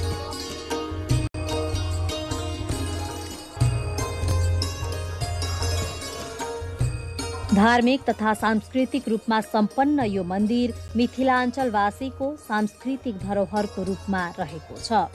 मैथिली सभ्यताको प्रतीकको रूपमा रहेको यो मन्दिरमा श्रद्धा एवं निष्ठापूर्वक पूजाआजा गरे मनको शान्ति मिल्नुका साथै मनोकामना पूरा हुने जनविश्वास छ।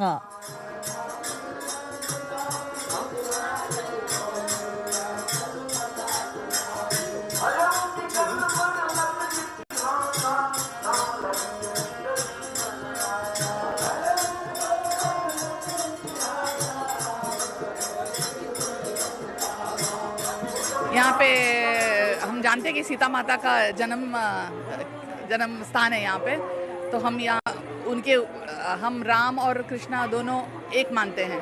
तो हम राम जी के बारे में और जानकी के बारे में ज़्यादा जानना चाहते हैं, जानकी माता के बारे में, इसीलिए आए हैं, उनका जन्म स्थान देखना चाहते हैं। यहाँ आएपछि त भित्री आत्मादेखि असाध्य खुसी लाग्छ क्या। जति जे हाम्रो मनभित्र हुन्छ नि, बाहिर कतै हुँदाखेरि हामीभित्र जुन मनमा चलिरहेको हुन्छ नि, यहाँ आएपछि त बेग्लै महसुस भइरहेको हुन्छ क्या, त्यस्तो हुन्छ। ऐतिहासिक, धार्मिक तथा पर्यटकीय क्षेत्रको रूपमा रहेको यो मन्दिरभित्र पर्यटकलाई लोभ्याउने कलाकृति र सौन्दर्यताकै कारण यहाँ देश विदेशबाट हजारौंको संख्यामा दर्शनार्थीहरूको भीड़ लाग्ने गर्दछ।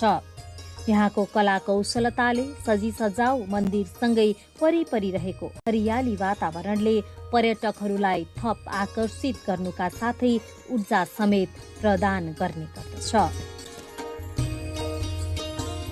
बहुत दिनों की इच्छा थी कि मैं माता के स्थान पे आऊं, है ना, और आने का मुझे सौभाग्य हुआ और मुझे बहुत ही दिल से खुशी हो रही है कि मुझे इनका दर्शन हुआ। और जिस तरह से यहाँ पे संरक्षण किया गया है, इससे मुझे बहुत ही संतुष्टि हो रही है और सभी का बहुत बहुत धन्यवाद। और मैं भगवान का आभार प्रकट करती हूँ कि मुझे दर्शन का सौभाग्य मिला।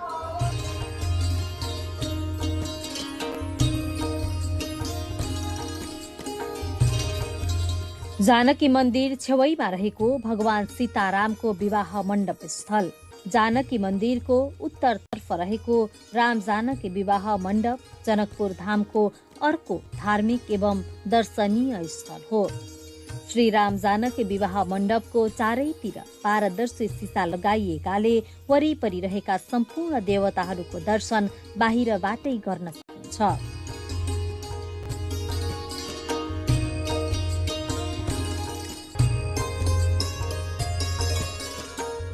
सीतारामका भव्य मूर्तिहरू, मध्यभागमा देवीका मूर्तिहरू राखिएका छन्।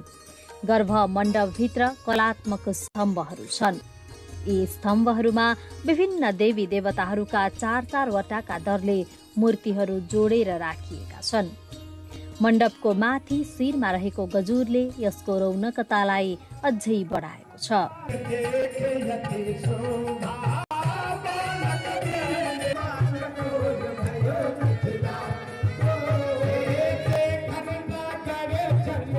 यहाँ विवाह पञ्चमीमा भारत अयोध्याबाट लाखौं मानिसहरू जन्ती बनेर आउने गर्दछन्। जानकी मन्दिर, राम मन्दिर लगायतका मठ मन्दिरहरूबाट बाजागाजा सहित निस्किने झाँकी नगरको विभिन्न भागको परिक्रमा गर्दै ऐतिहासिक रंगभूमि 12 बिघा मैदानमा पुगी राम र जानकीको स्वयंवर हुने गर्दछ। विवाह पञ्चमीको अवसरमा जानकी मन्दिर, राम मन्दिर, जनक मन्दिर, विवाह मण्डप, शिव मन्दिर लगायतका मठ मन्दिरहरूमा बिहानैदेखि साधु सन्त, भक्तजन र दर्शनार्थीहरूको घुइँचो लाग्ने गर्दछ। विवाह पञ्चमी मेला भर्न नेपालका विभिन्न स्थानका साथै भारतबाट समेत भक्तजनहरू जनकपुर धाम आउने गर्दछन्। विवाह पञ्चमी यहाँको सबभन्दा ठुलो महत्त्वपूर्ण पर्व हो। उसमा चाहिँ बढी भिड हुन्छ, सबैतिरबाट मान्छे आउँछ, अयोध्याबाट जयन्ती आउँछ, लोकल मान्छेको पनि भिड हुन्छ। विवाह पञ्चमी ठुलो मेला हुन्छ यहाँको। हुन त सबै महिनामा छ, अब यो साउनमा यो आषाढको पूर्णिमा गुरु पूजा हुन्छ, उसमा पनि लाग्छ। श्रावणमा झुला हुन्छ नि, हरियाली तीज भन्छ, झुल्ने प्रक्रिया छ, त्यो पनि हुन्छ। भदौमा चाहिँ जन्माष्टमी हुन्छ, यस्तै आश्विनमा दुर्गा पूजा, कार्तिकमा अन्नकुट दिवालीहरू हुन्छ। अनि फेरि मङ्सिरमा बिहा पञ्चमी हुन्छ, यसो फाल्गुनमा परिक्रमा हुन्छ 15 दिनको, चैतमा रामनवमी हुन्छ, वैशाखमा जानकी नवमी हुन्छ। सबै महिनामा केही न केही पर्व भइरहन्छ।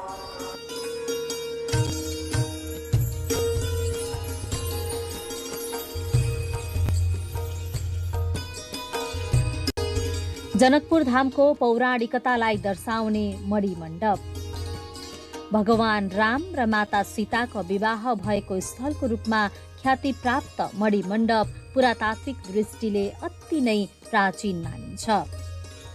यो मण्डपले मिथिला सभ्यताको प्राचीनतालाई समेत दर्शाउँदछ।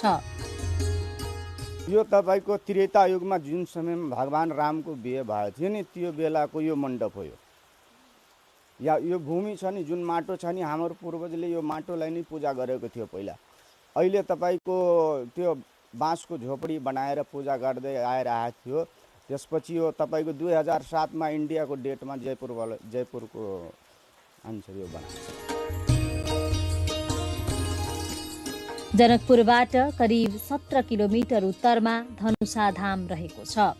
राजा जनकले आफ्नी छोरी सीताका लागि आयोजना गरेको स्वयंवरमा भगवान रामले तोडेको शिवजीको धनुषको 3 टुक्रा मध्ये 1 टुक्रा यही झरेको थियो भन्ने मान्यता छ।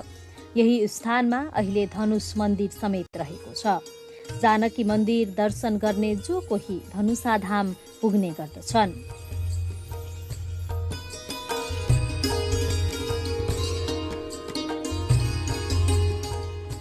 जानकी मन्दिर पुग्ने भक्तजनहरूले धनुषा धामको दर्शन नगरे दर्शन पूरा नहुने महन्तहरू बताउनुहुन्छ। सीता र रामजीको बीचमा एउटा जुन वैवाहिक बन्धन भएछ त्यसको प्रतीक रूपमा त्यो धनुष हो। त्यो स्वयं भगवानको हातबाट भाँचिएको र स्वयं परशुराम पनि एउटा भगवानको अवतारले चाहिँ त्यो धनुष शिवजीको धनुष जनकले दिएको हुनाले त्यसको महात्म्य हेर्ने हो भने रामेश्वरम चाहिँ पछि स्थापना गर्नुभएछ भगवान रामले।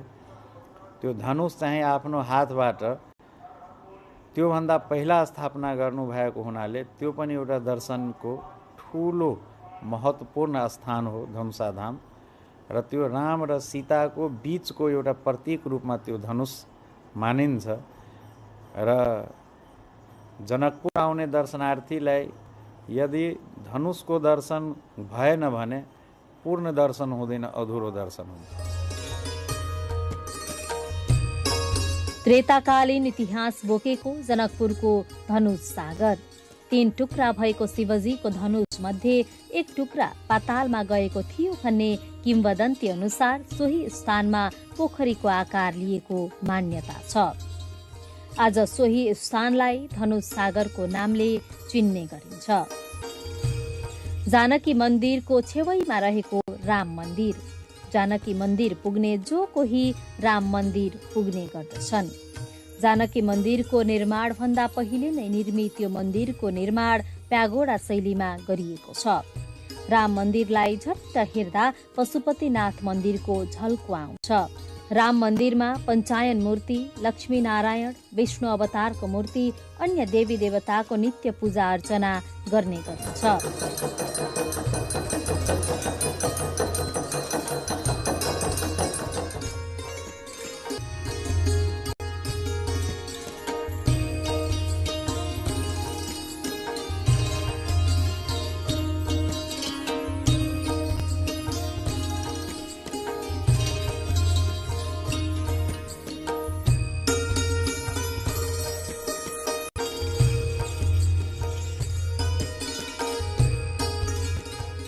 मन्दिरमा रहेका ती मूर्तिहरू चतुर्भुज गिरीले फेला पारेका थिए। तिनै सन्तले पछि मन्दिरमै रहेको बरको रुखमुनि मूर्तिहरू राखेर पूजा सुरु गरेका थिए भन्ने भनाइ छ। यहाँ सुरकिशोर दास आएका थिए, उनकै समकालीन एउटा अर्को सन्यासी चतुर्भुज गिरी पनि आएका थिए भनिन्छ। भने जोशी मठका उनी त्यहाँका सन्यासी थिए, शङ्कराचार्यका शिष्य थिए भने। अनि यहाँ उनी पनि मिथिला खोज्दै जनकपुर आएका थिए। यहाँ बस्दाखेरि एउटा भनाइ के छ भने उनी यहाँ आउँदाखेरि अहिले जहाँ राम मन्दिर छ त्यो राम मन्दिरकै ठाउँमा एउटा रुखमुनि बसेका थिए। उनीलाई स्वप्न भयो अरे, त्यो भनाइ छ एउटा किंवदन्ती जस्तो। उनले त्यहाँ खन्दाखेरि त्यहाँबाट मूर्तिहरू फेला पारे, लक्ष्मीनारायणका मूर्तिहरू अहिले पनि त्यहाँ लक्ष्मीनारायणका मूर्तिहरू त्यहाँ छ त्यहाँ। र अहिले राम मन्दिरका भएका मूर्तिहरू पनि छन्। तुलना गर्न त्यसपछि त्यहाँ एउटा मठ उनले पनि बनाएका थिए। त्यहाँ सुरुमा ऊ थियो भनिन्छ। अहिले जुन देखिन्छ नि त्यो ऐतिहासिक तथ्यहरूले के भन्छन् भने यो चौथो ढाँचा हो जो अहिले देखिएको हो। त्यहाँ सुरुमा एउटा मठ जस्तो रह्यो होला, पछि त्यसलाई मकवानी राजाहरूले पनि ढाँचा त्यहाँ खडा गरिदिए त्यहाँ मन्दिरहरू। त्यो तुलना गर्न भनेपछि जानकी मन्दिर अलि भारतीय उसँग बढी नजिक देखिन्थ्यो भनेपछि राम मन्दिरका जुन सन्यासीहरू त्यहाँ अहिले पनि त्यहाँ गिरी नै हुन्छ। त्यहाँ दुईटा फरक के छ भने यो जानकी मन्दिर वैष्णवी मठ हो, रामानन्दीहरूको मठ हो, अनि त्यो सन्यासीहरूको मठ हो।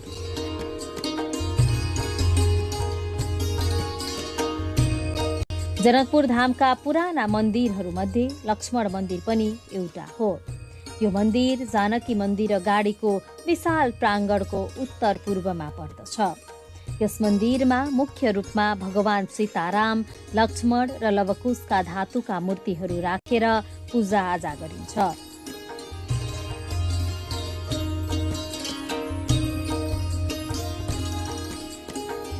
राजा जनककै नामले प्रख्यात नगरी जनकपुर धाममा रहेको जनक मन्दिर प्राचीनताको अर्को नमुना हो। यो मन्दिर धनुष सागरको उत्तर पश्चिम डिलमा अवस्थित छ।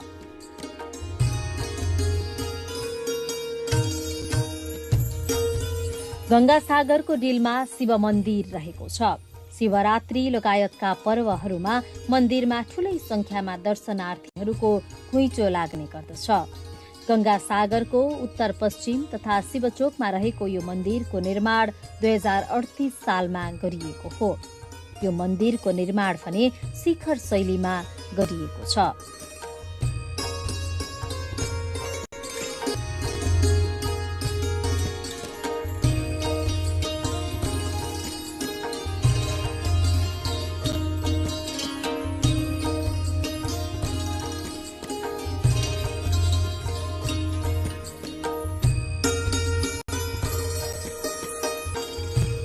जानकी मन्दिरमा बिहान 7 बजे र बेलुका 8 बजे आरती हुने गर्दछ। संगीतमय यो आरती हेर्नका लागि श्रद्धालुहरूको भीड नै लाग्ने गर्दछ। बिहानको पूजापाठ होस् वा दिउँसोको रामायण पाठ अथवा भजन कीर्तनदेखि साँझको आरतीसम्म यहाँ भक्तजनहरूको भीड लाग्ने गर्दछ।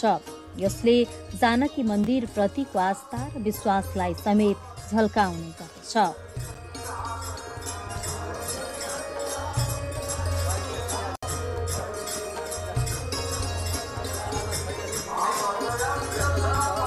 आस्था ठुलो छ यो क्षेत्रमा। जनकपुरको विकासको क्रममा हेर्ने हो भने यो दुईटा मन्दिर सम्भवतः नभएको भए जनकपुर मेटिन्थ्यो अथवा स्थापित हुने थिएन। किनभने धेरै प्राचीन पश्चिमी विद्वानहरू जसले अनुसन्धान गरेका जनकपुर बारेमा उनीहरू पनि भनाइ के छ भने जनकपुर धेरैचोटि बसिसकेका छ, धेरैचोटि उजाड भइसकेका छ। यसको इतिहास त्यही भन्छ।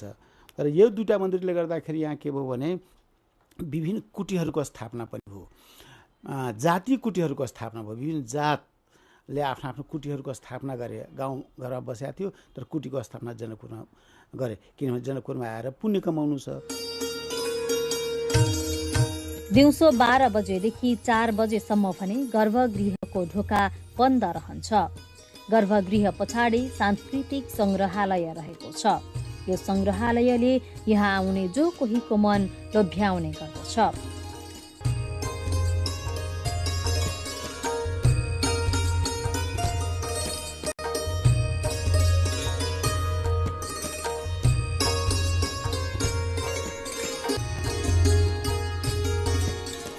यो संग्रहालयले हलेश्वरी महायज्ञ भएर सीता फेला परेदेखि सीतारामको विवाह भएसम्मको झझल्को दिलाउने गर्दछ।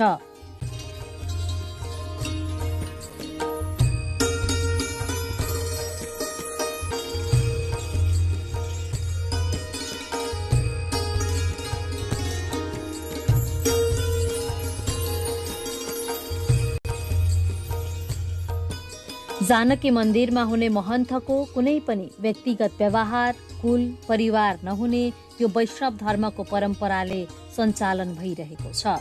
वैराग्य परम्पराले चल्ने यो मन्दिरको हालको पुजारी महन्त राम तपेश्वर दास हुनुहुन्छ। महन्तको 2, 4, 10, 20टा चेला हुन्छ। त्यो चेला मध्ये चाहिँ यहाँको नगर समाज, यहाँको महन्तजी होइन जसलाई लायक सम्झिन्छ उसलाई चाहिँ बनाउँछ। मरेपछि उसलाई दाह क्रिया गर्छ। त्यसपछि यहाँको समाज उसैलाई महन्त बनाइदिन्छ अनि गुड्स स्थान उसैलाई समर्थन दिइदिन्छ। यही परम्परा छ अहिलेसम्म। छोटगुठीको रूपमा रहेको यो ऐतिहासिक मन्दिर भेटीबाट सञ्चालन हुने गर्दछ। छोटगुठी भएकै कारणले 3 तहकै सरकारसँगैका कुनै पनि गुठी संस्थानले यसमा लगानी गरेको छैन।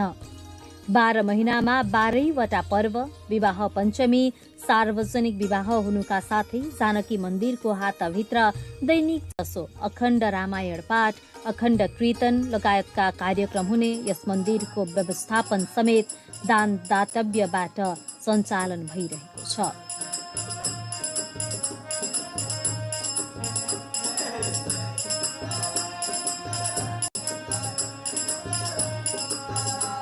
यो जानकी मन्दिर चाहिँ छोटगुठी अन्तर्गत पर्छ अनि गुठी संस्थान र हाम्रो जुन लाल मोहर छ नि त्यसमा लेखेको छ यसको जुन सम्पत्ति छ, यसको जुन साधन स्रोत छ, यसैबाट चाहिँ यसलाई सञ्चालन गर्ने भएन भन्ने महन्जी स्वयं यसको व्यवस्था गर्ने।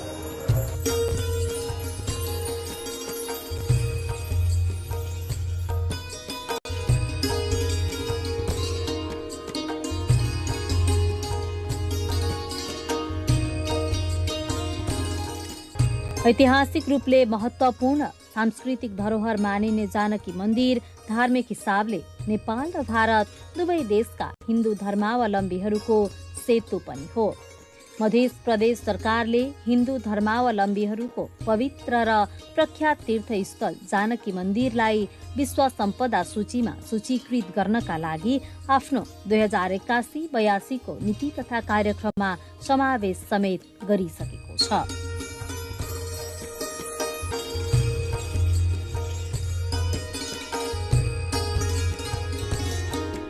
धार्मिक पर्यटनमा अथाह सम्भावना बोकेको जानकी मन्दिर लगायतका ऐतिहासिक धरोहरहरूले हाम्रो संस्कृति र परिचय झल्काउँदछ।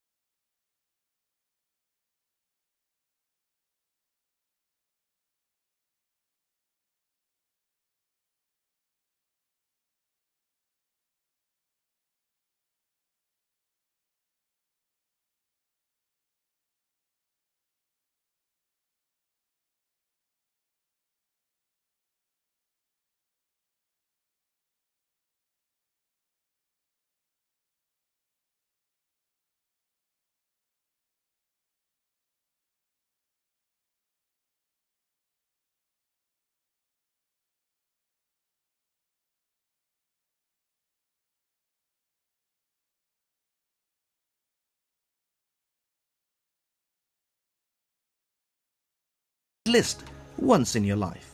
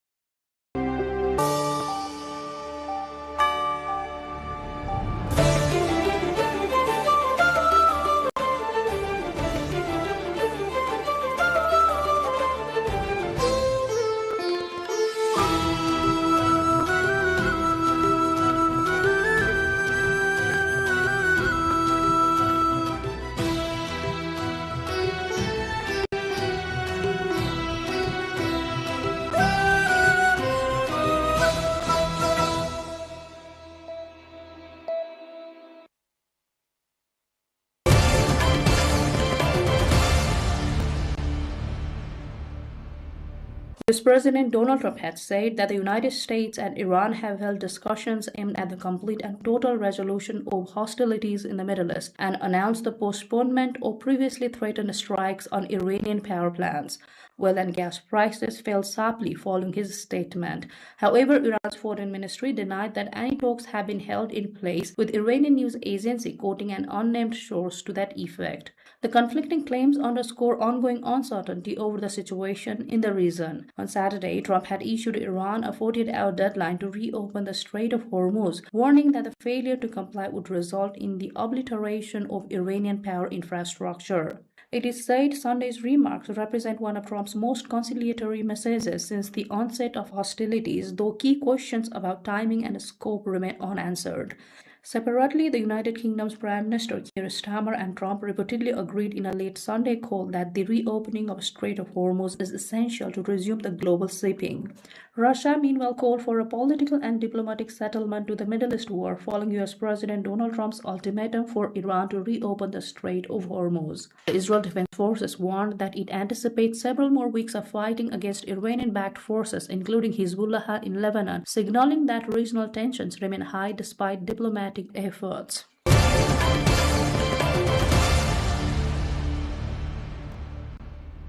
The global economy is confronting a major threat from the energy crisis sparked by the ongoing war in the Middle East, with rising fuel prices and supply disruptions creating widespread economic uncertainty. International Energy Agency Chief Fatiha Birol warned that no country will be immune to the fallout, highlighting the far-reaching impact on energy markets, trade, and economic stability worldwide. The global economy is facing a major threat today, and I very much hope that this issue will be resolved as soon as possible. No country will be immune to the effects of this crisis if it continues to go in this direction. So there is a need for global efforts around the world. Concerns have been raised as the crisis will affect countries across the globe, from industrial powerhouses to smaller nations, with potential repercussions for economic growth, inflation, and energy security. There are at least 40 energy assets in the region are severely or very severely damaged, and across 9 countries.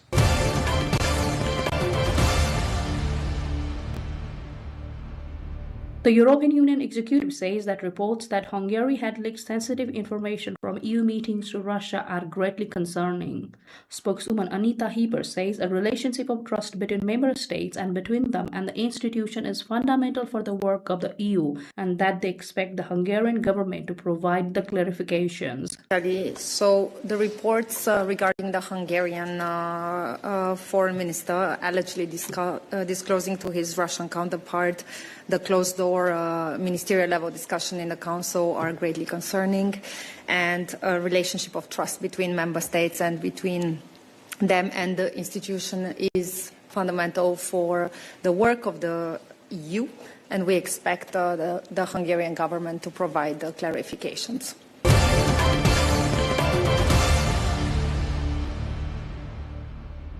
The Earth's climate is further out of balance than at any time in the recorded history, the UN's weather agency has warned. The World Meteorological Organization says that our planet is gaining much more heat energy than it can release, driven by the emissions of warming gases such as carbon dioxide. This record energy imbalance heated the ocean to new heights last year and continued to melt our planet's ice caps. And scientists fear that the natural warming phase called El Nino, expected to begin later this year, could soon bring further heat records. And scientists fear that a natural warming phase called El Nino, expected to begin later this year, could soon bring further heat records.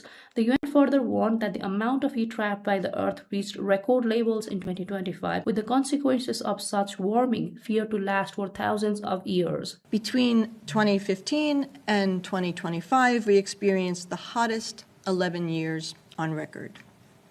In 2025, our glaciers continued to retreat and ice continued to melt.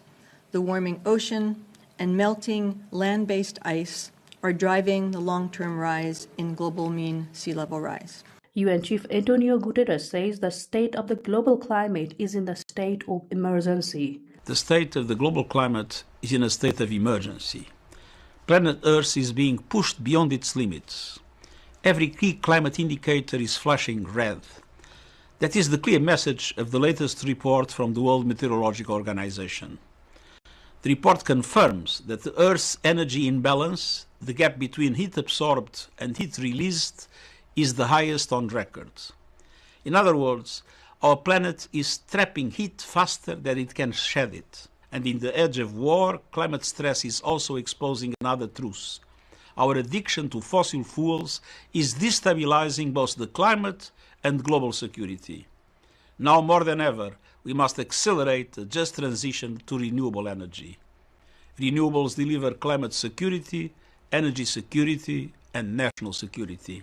WMO scientists say the largest fraction of that absorbed energy is going into the oceans, around 90% of the excess energy in the climate system, which is a matter of concern. However, in the current climate, there is an imbalance. We have the same amount of incoming energy, but there's less outgoing energy due to the increased concentrations of greenhouse gases.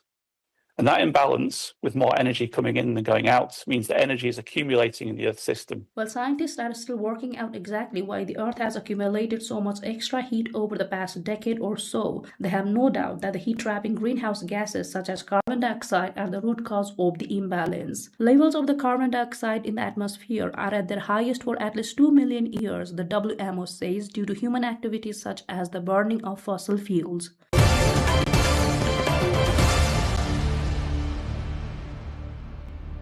Authorities in the United Arab Emirates have issued warnings as adverse weather conditions, including heavy rainfall, strong winds, and dust storms, are expected to impact the country this week. The National Center of Meteorology has advised residents to exercise caution, particularly in areas prone to flooding, while civil defense and emergency services remain on a heightened alert.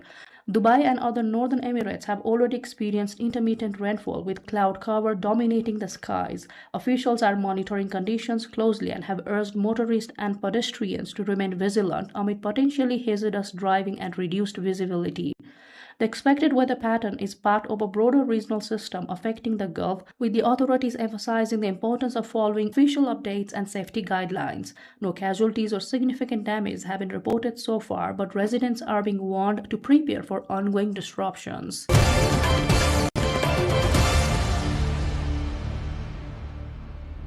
Crowds gathered in the capital as Tajiks marked Nowruz, the Persian New Year, a centuries-old festival celebrating the arrival of spring and renewal. Across the capital, people took part in traditional festivities including music, dancing, and the preparation of symbolic foods as part of celebrations observed by millions across the Middle East, Central Asia, and the parts of Eastern Europe. Nowruz, which means New Day, coincides with the spring and is widely regarded as a time of rebirth and fresh beginnings. Authorities organized public events in the capital reflecting the holiday's cultural significance in Tajikistan. They added that the celebrations were held peacefully with large turnout in public squares and parks. Nowruz is recognized by UNESCO as part of the intangible cultural heritage of humanity, underscoring its global significance.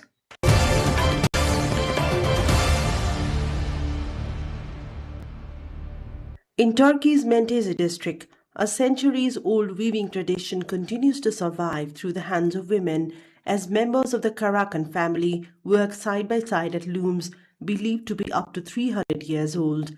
The family has been producing burumukuk fabric, a crinkle textile traditionally made from silk and cotton, for 7 generations, preserving a craft that is officially registered as part of the region's cultural heritage.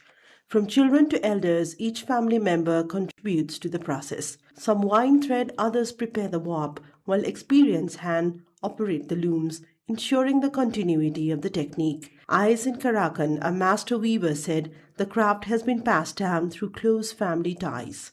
Another young member said she enjoys helping with the tasks such as winding yarn and hopes to continue weaving in the future. The fabrics are used to create clothing, accessories, and home textile products and have been featured in costumes for Hollywood productions.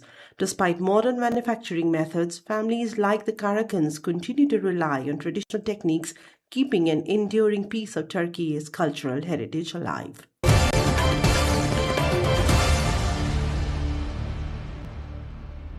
Thousands of mourners gathered across Georgia on Sunday to pay their respects to Patriarch Ilya II, the 93-year-old head of the Georgian Orthodox Church. Following his death after nearly 50 years leading one of the country's most powerful institutions. Ilya II's passing marks the end of an era in Georgia where the church wields significant influence over politics and society. Analysts say his death has triggered uncertainty over the church's future leadership, with speculation emerging that a candidate with ties to Russia could succeed him. State and religious officials held a funeral in Tbilisi, attended by clergy, government representatives, and large number of ordinary citizens, reflecting the patriarch's enduring stature. The Georgian Orthodox Church, historically a key pillar of national identity, now faces a potentially contentious succession that could have implications for the country's domestic and foreign political balance.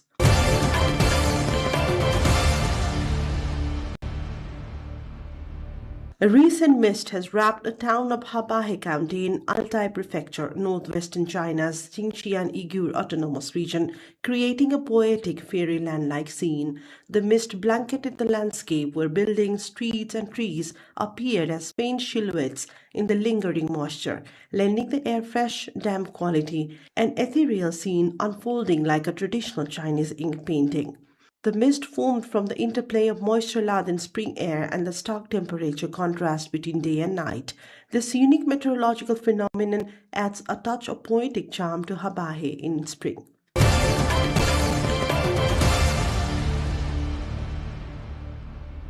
A new tourism feature at the Trang and Scenic Landscape Complex is attracting growing number of visitors as authorities expand offerings at one of the country's most popular heritage destinations.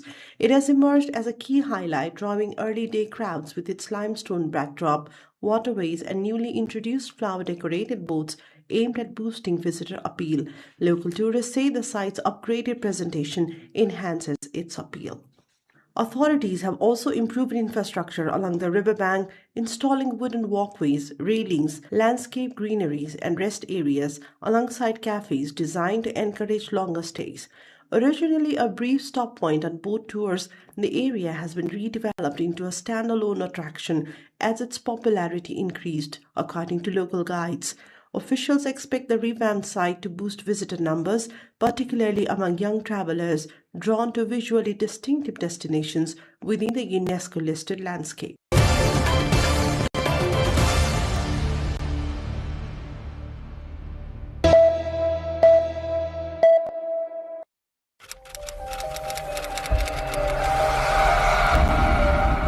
President Abraham Lincoln said many years ago, if you think that education is expensive,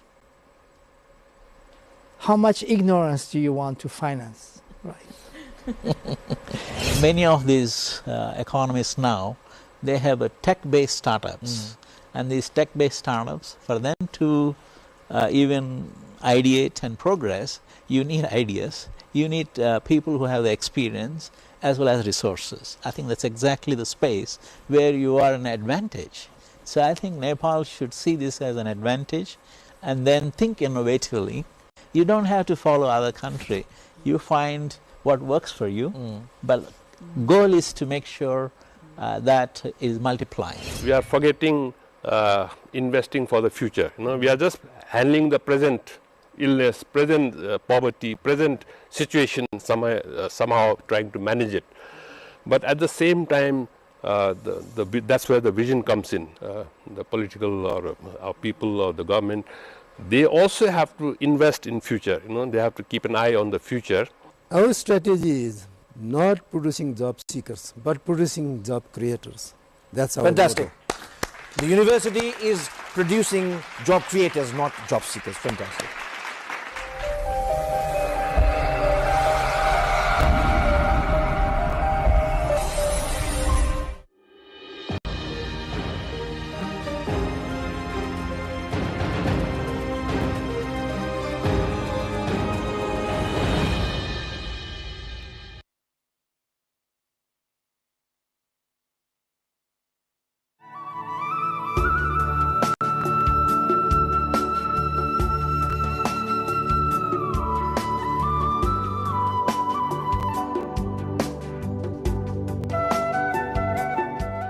जुन कलाहरू प्रस्तुत गर्नुभएको छ त्यसमा चाहिँ उहाँहरूले आफ्नो भावनाहरू चाहिँ व्यक्त गर्नुभएको मैले चाहिँ पाएँ। जुन कलरहरू रङहरू उहाँहरूले प्रयोग गर्नुभएको छ त्यस्तो लाग्यो मलाई चाहिँ। हाम्रो नेपाल तर्फबाट चाहिँ कति चाहिँ पारम्परिक कलाहरू रहेछन् जो धेरै राम्रो छ।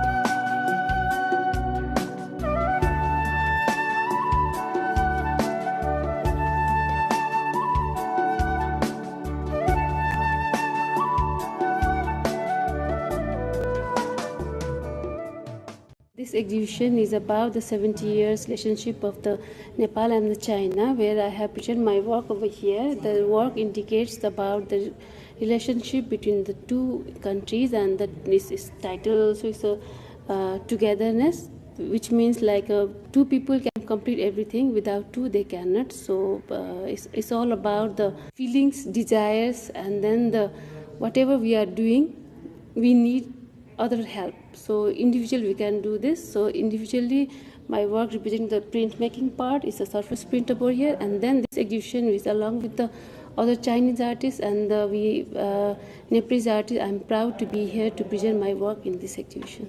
It's like it's depend on the time, depend on the mood.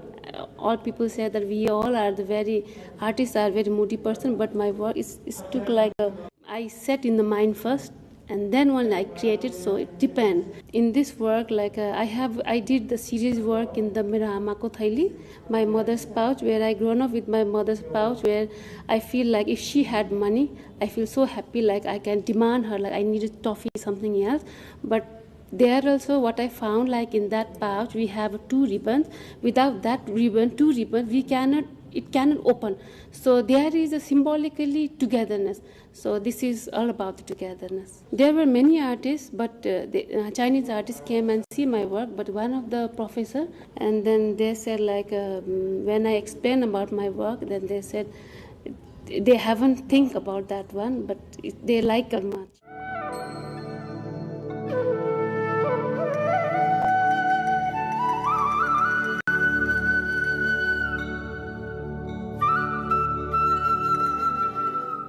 Actually, we learn from each other, I think. This is why we exhibited, we organized this program together. This is what our goal was, to collaborate with them, and our mission to collaborate with different organizations, different nations. We learned many things together between two nations' artists, such as the artistic art equipments and the reference of the art and how they take a reference to apply their paintings. We found that they have mainly influenced by the natures, and mostly in this exhibition the Nepalese artists have expressed their feelings in the paintings through their color and brushes.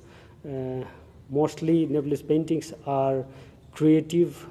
They have applied their creative ideas in the painting, in the canvas, with the vibrant colors and lines.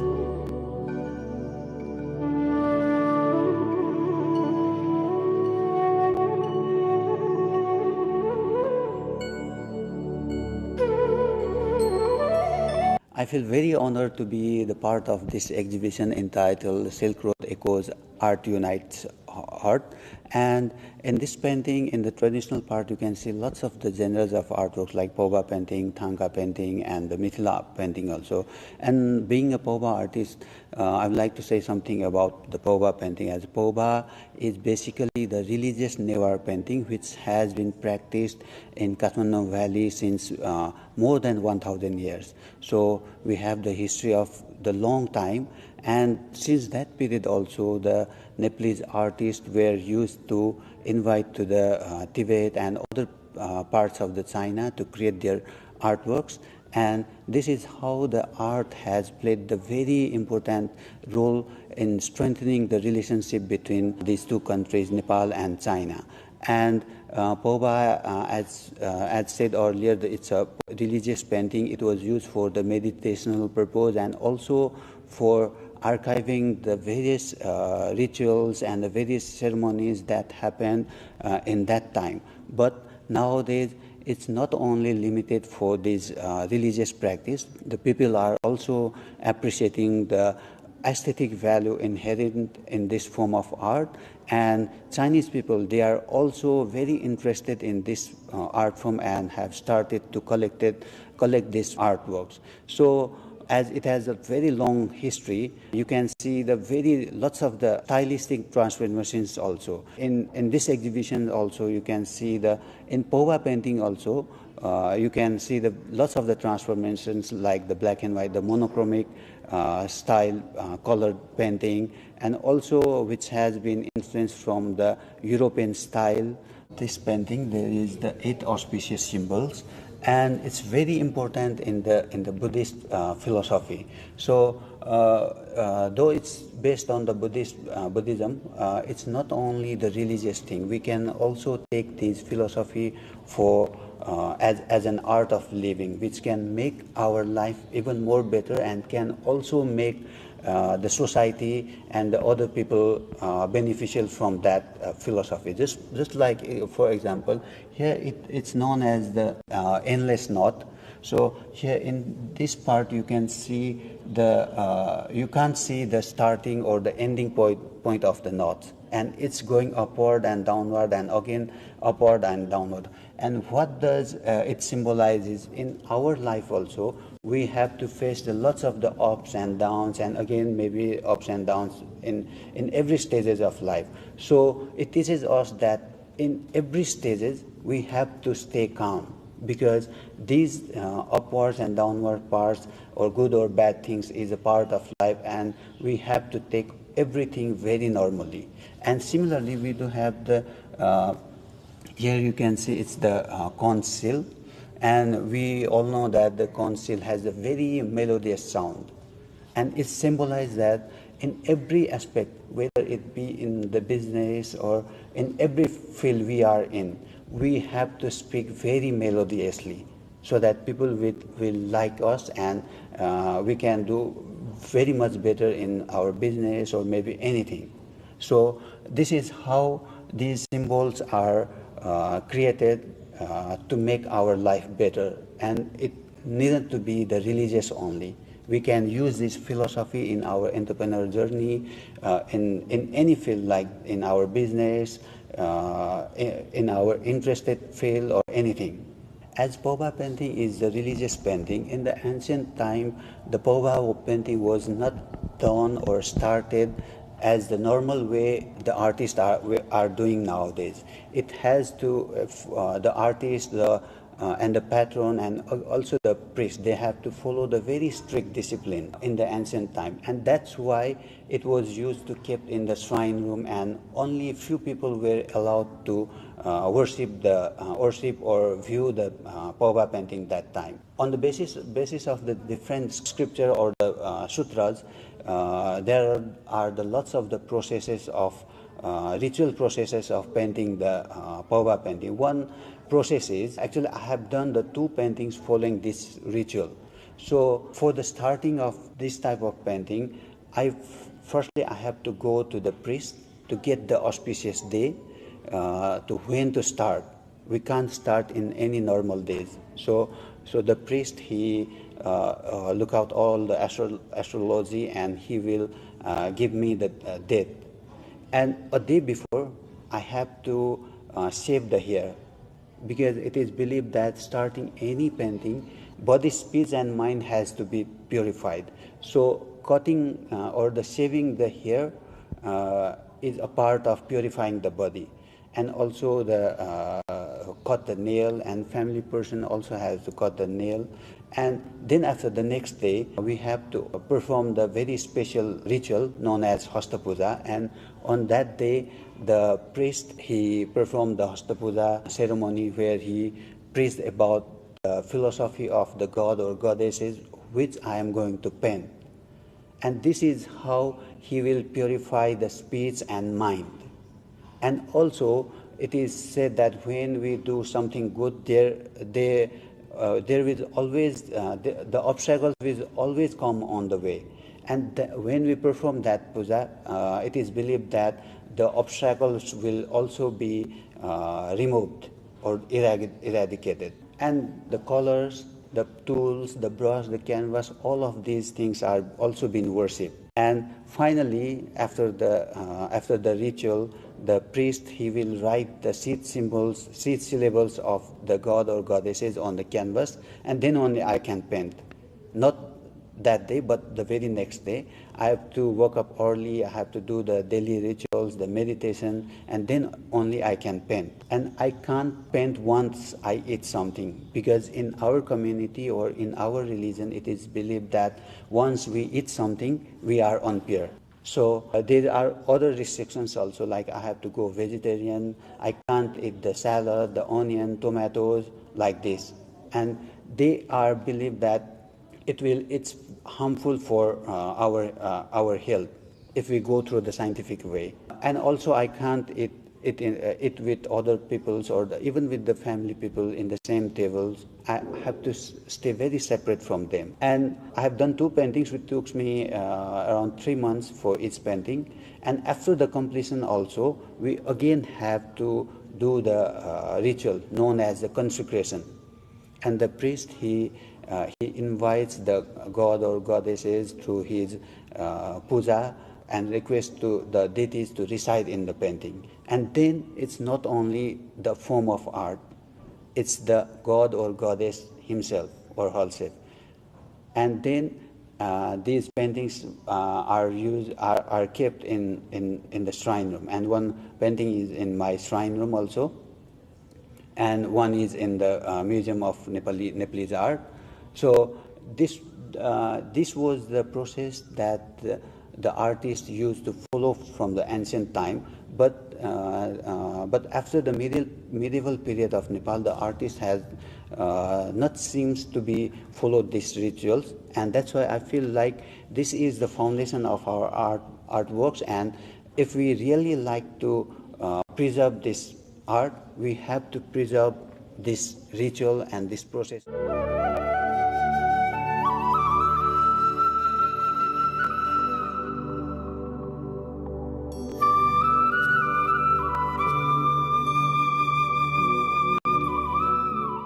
大家好，这次的展览是 Namaste everyone. This time the exhibition is about the 70th anniversary of the establishment of diplomatic relations between China and Nepal. This was jointly organized by Silk Road Cities Alliance, Nepal Academy of Fine Arts, China Cultural Center in Nepal, and the Ambassador of China in Nepal. These paintings, we are pleased to present 60 paintings and calligraphy works by 5 renowned Chinese painters to Nepali audiences.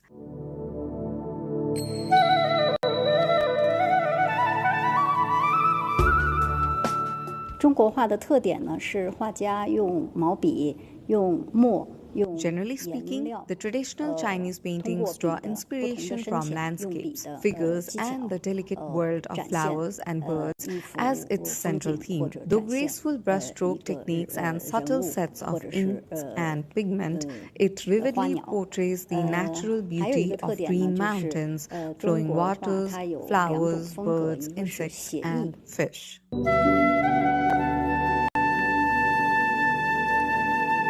还有一种技巧就是工笔画。 Normally, there are two types of traditional Chinese paintings. One is focused in the relaxed and expressive freehand style rather than aiming for photographic realism. It relies on bold and economic brushstrokes to capture the spirit and sense of the subject. And another one is the fine brushwork techniques, which is one of the major feature of Chinese painting. And it uses precise lines and delicate detail color to present the scenery in the painting.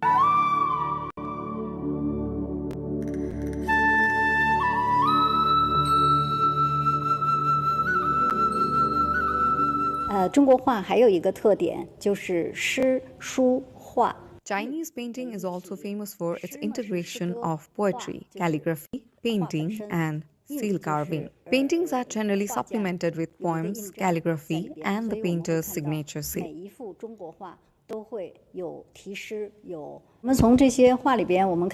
In this exhibition, we can feast our eyes on mountains, rivers, waterfalls, streams, houses, and various animals.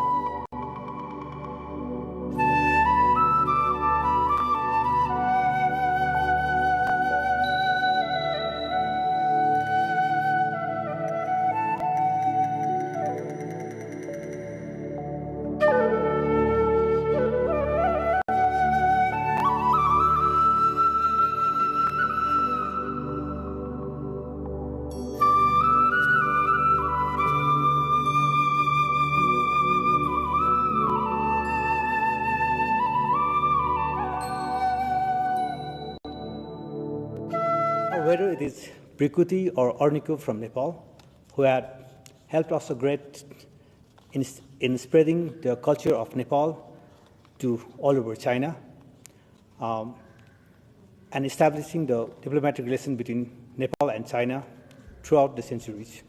Though Nepal and China is separated by the high Himalayas, also played an important role in our exhibition. As we can see in this exhibition, most of the paintings are based on the Himalayan nature and the culture. So these artworks in this exhibition has helped us to establish the relationship between China and Nepal across the borders. We have altogether 104 paintings in this exhibition, in which we have altogether 60 paintings from China, in which there are 15 artists, and there are altogether 44 paintings of Nepalese artists. Nepal Academy of Fine Art has been working as an umbrella organization for the artists, researchers, and critics since 1930, promoting art culture through different activities like exhibition, workshops, seminars, research, and trainings. Being one of the organizers, along with China Culture Center and Silk Road Alliance, I hope this exhibition will play a significant role in fostering and enhancing the bond between China and Nepal.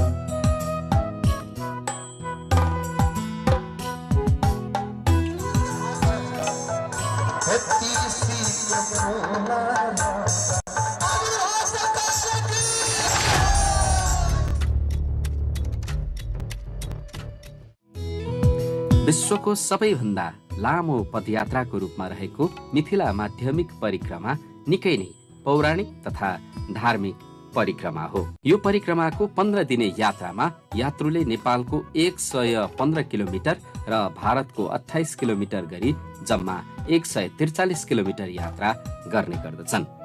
यसमा नेपालको 11 तथा भारतको 4 गरी जम्मा 15 पडाव पर्दछ। पडावमा पुगेपछि बास पनि बसिन्छ। नेपालका 11 पडाव मध्ये महोत्तरीमा 5 र धनुषामा 6 वटा पडाव पर्दछ भने भारतको मधुबनी जिल्लामा 4 वटा पडाव पर्दछ। यो परिक्रमालाई मिथिलामा महाकुम्भ पनि भनिने गरिन्छ। फाल्गुन औँसीका दिन धनुषाको ठेरा कचुरी स्थित मिथिला बिहारी मठबाट अवध बिहारी श्रीरामको प्रतिमा राखिएको डोला बोकिएपछि यात्रा प्रारम्भ गरिन्छ। भगवान श्रीरामको डोला जनकपुर पुगेपछि अग्निकुण्ड स्थानबाट निस्कने श्री किशोरीजीको डोला मिसिएपछि यात्रा औपचारिक रूपमा प्रारम्भ हुने परम्परा छ। यो हामीहरूको लाग्छन् कि करिब करिब यसको इतिहास चाहिँ 100 वर्षभन्दा पनि माथि होला, 100-200 वर्षभन्दा पनि माथि होला। जुन मिथिला बिहारीबाट सुरु भएछ कचरी भन्ने ठाउँको एउटा महात्मा हुनुहुन्थ्यो। उहाँले चाहिँ यो परिक्रमा माध्यमिक परिक्रमा चाहिँ सुरु गरियो।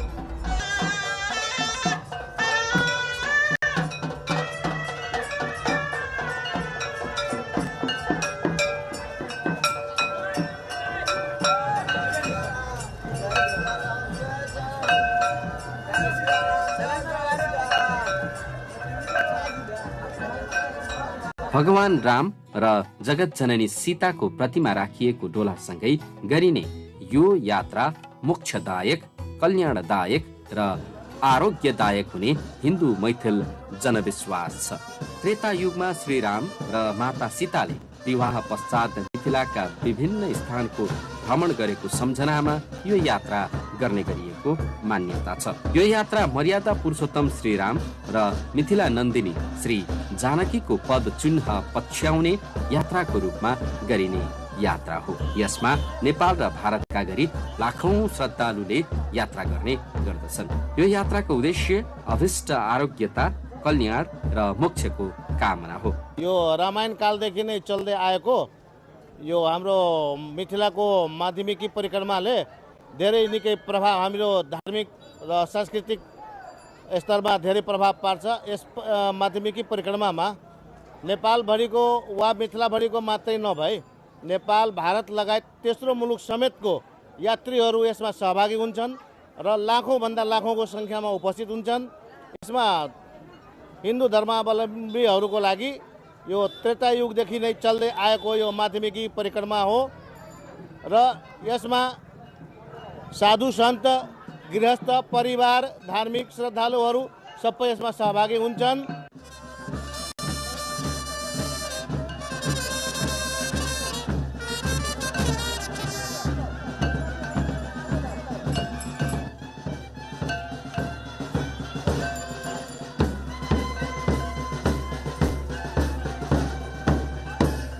मिथिला महात्म्यमा वर्णन गरिएको मध्य परिक्रमाको सुरुवात 18औं शताब्दी भन्दा केही अगाडि भएको मान्यता छ। यो परिक्रमा फाल्गुन औँसीदेखि पूर्णिमासम्मको मध्यमा गरिने भएकोले यसलाई माध्यमिक परिक्रमा भनिएको हो। अन्तर्गृह परिक्रमा गरिएपछि यो माध्यमिक परिक्रमा पूरा भएको मानिन्छ। अन्तर्गृह परिक्रमालाई पञ्चकोशी परिक्रमा पनि भनिन्छ। माध्यमिक परिक्रमा गर्न नपाएका वा नभ्याएकाले यो पञ्चकोशी परिक्रमाबाटै मोक्षको कामना गर्दछन्। 15 दिने परिक्रमाको महात्मा जनकपुर धामको परिक्रमा छ। त्यो बेलाको कलानेश्वरबाट सुरु हुन्छन्, जुन राजा जनकको समयमा प्रथम द्वार थियो र 4वटा द्वारमा 4वटा उहाँले शिवलिङ्ग स्थापना गरेका थियो। शिवजीको जुन कलानेश्वर छ, जलेश्वर छ, बाटोमा आउँछ धनुषाधाम जाने बाटोमा छिलेश्वर आउँछन् अनि कपिलेश्वर आउँछन्। यो सबै चाहिँ हाम्रो मिथिला महात्मा अनुसार यो माध्यमिक परिक्रमा अन्तर्गत पर्छ। त जहाँ जानकीजीसँग जोडिएको त्यो बेलाको उहाँको स्थलहरू छन् जहाँ अनेक लीला गर्नुभएको छ। त्यो स्थलहरू घुम्दै यहाँ 15 दिनमा यहाँ प्रवेश हुन्छ र यहाँ अन्त्यगृह गरेर अनि परिक्रमाको पूर्णाहुति समाप्त हुन्छ। 15 दिने परिक्रमाको जे फल प्राप्त हुन्छ लगभग त्यो चाहिँ जानकीजीको भूमि भएको हुनाले, जनकजीको भूमि भएको हुनाले त्यो अन्तर्गृह परिक्रमा मात्रै त्यो गर्दाखेरि त्यसको फल त्यो प्राप्त हुन्छ। यहाँलाई एउटा कुरा जानकारी दिउँ, त्यो के हो भनेदेखि यो चाहिँ अन्तर्गृह परिक्रमामा को विकासमा सबभन्दा ठुलो योगदान मौनी बाबाको हो।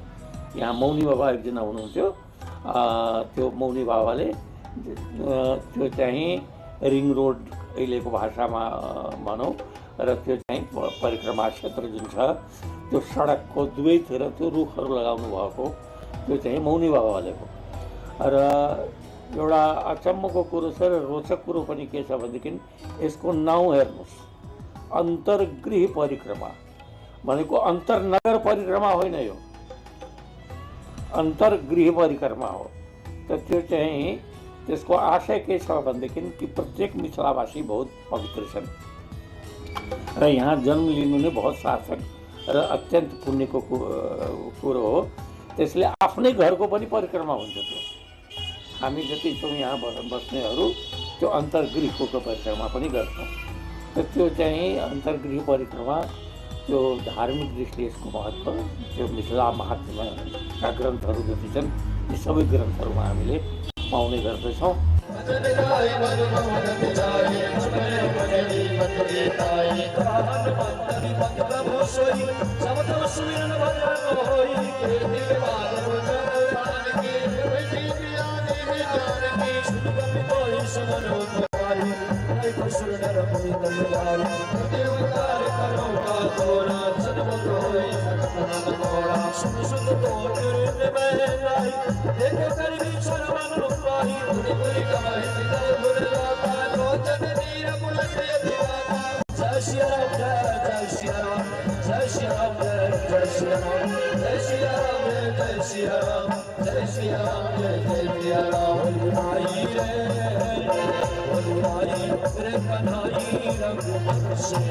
कौचरीको मिथिला बिहारी जनकपुरको सुन्दर सदन मन्दिरबाट किशोरीजी र राम जानकी सहित जनकपुरको अन्य डोला हनुमान गढीबाट सुरु गरिने माध्यमिक परिक्रमा भारतको कल्याणेश्वर गिरिजा स्थान हुँदै चौथो दिन महोत्तरीको प्रसिद्ध पौराणिक लक्ष्मी नारायणको मठ रहेको मटिहानी आइपुग्दछ, जहाँबाट पुनः नेपालका विभिन्न स्थानहरूको परिक्रमा सुरु हुने गर्दछ।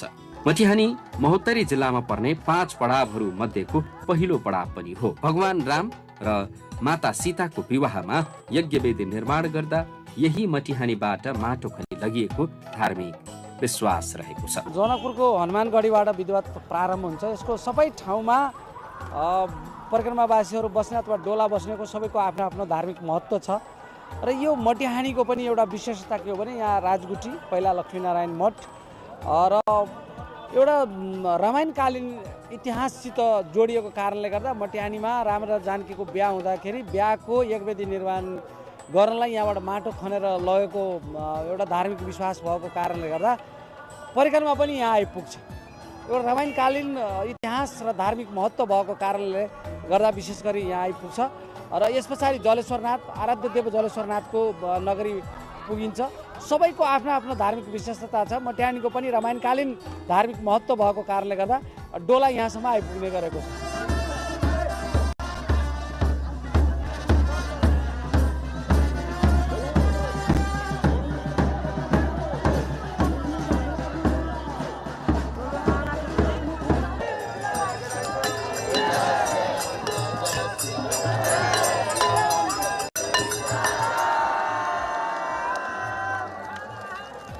पाँचौं दिन बिहानै मटिहानीबाट यात्रुहरू आराध्य देव जलेश्वरनाथको नगरी जलेश्वरको लागि प्रस्थान गर्दछन्। जलेश्वरबाट मडै ध्रुवकुण्ड हुँदै 8औं दिन परिक्रमा कञ्चनवन पुग्दछ।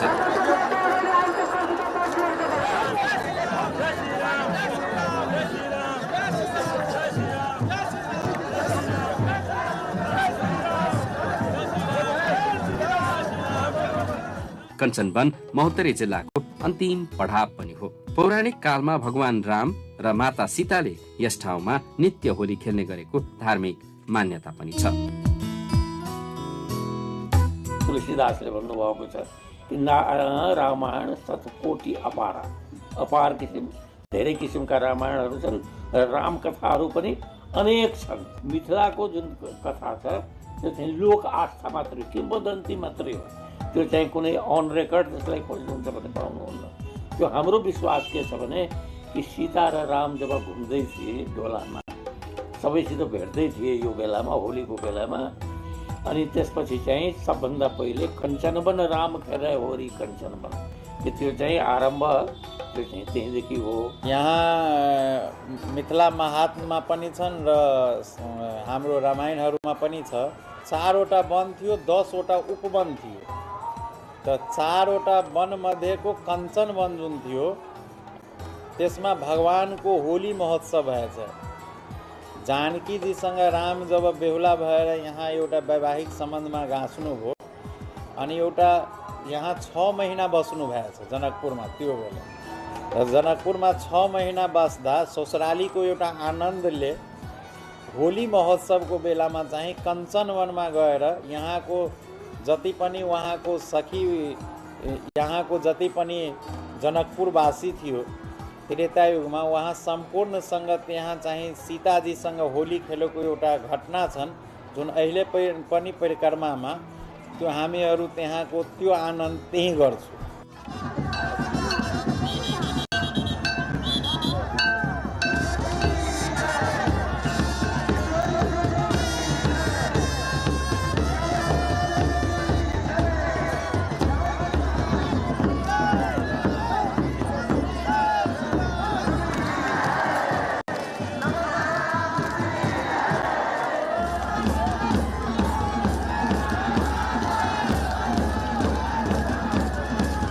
सोही सम्झनामा उक्त ठाउँमा परिक्रमा आइसकेपछि होली खेल्ने परम्परा छ। त्यस ठाउँमा पुगेका तीर्थयात्रु तथा भक्तजनले एकअर्कालाई रंग अबिर लगाएर होली खेल्ने गर्दछन्। सो होलीको आयोजना बृहत्तर जनकपुर क्षेत्र विकास परिषद, भङ्गाहा नगरपालिका, जनकपुरका सुन्दर सदन लगायतका संघ संस्थाले संयुक्त रूपमा गर्ने गर्दछन्।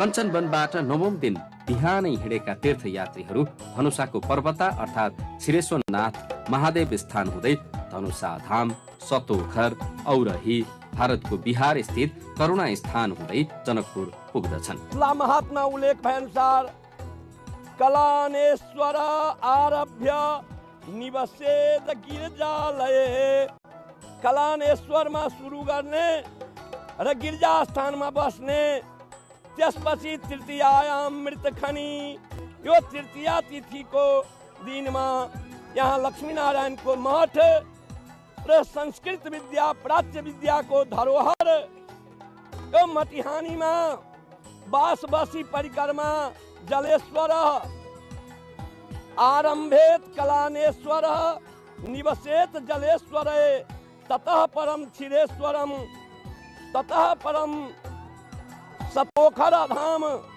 यो 15 दिनको जो परिक्रमा हुन्छ यसमा तपाईको चतुर्दशीको सबै जम्मा हुन्छन् र 15 दिन जम्मा अमावास्याको कलानेश्वरमा आएर जम्मा हुन्छन् प्रतिपदा तिथिको र द्वितीयाको तपाईँको गिर्जास्थान आउँछन्, तृतीयाको मटिहानीमा निवास गरेर यो हजारौं साधु सन्तहरू गृहस्थहरू यसमा देश विदेशका दर्शनार्थीहरू गृहस्थ सन्यासी विद्वान र आम सर्वसाधारणहरू चौथी तिथिको बाबा प्रसिद्ध जलेश्वरनाथ महादेव स्थान जलेश्वरमा गएर बस्छन्। त्यसै पाँचौं दिन माण्डव्य आश्रम जो मरै हो भन्ने ठाउँ त्यहाँ निवास गर्छन् र छैटौं दिन ध्रुवकुण्ड र सातौं दिनमा तपाईको ध्रुवकुण्डबाट कञ्चनवनमा जहाँ चाहिँ होली खेल्नु भएको छ राम सीताजीले र त्यसपछि सतोखर 7वटा ऋषिको आश्रम छ सतोखर धाम महादेव त्यहाँ बस्छन्। त्यसपछि पर्वता अनि धनुषा धाम अनि औरी र करुणा बिसौल हुँदै 15औं दिनमा जनकपुर आइपुग्छन् र यो अन्तिम परिक्रमा गरेर के गर्छन् त समाप्ति हुन्छन्। जसले बृहती परिक्रमा गर्न सकेको छैन त्यो 5 दिनको परिक्रमा गर्छ र जो 5 दिनको पनि गर्न सक्दैन उनीहरूको लागि यो अन्तगृही छ। अन्त्यगृही यस्य अन्तगृही परिक्रमा गरेर परिक्रमा समाप्त हुन्छ। यो जनकपुरको हनुमान नगरबाट प्रारम्भ भएर भारतको कलानेश्वर, त्यस पछाडि फुलहर, मटिहानी, जलेश्वर, मडै, ध्रुवकुण्ड, कञ्चनवन, त्यस पछाडि सतोखर, औरी, त्यस पछाडि फेरि पनि कलानेश्वर पुगेर चाहिँ यो जनकपुरको अन्तगिरी परिक्रमामा सम्मिलित भएपछि यसको चाहिँ समापन हुने गरेको छ।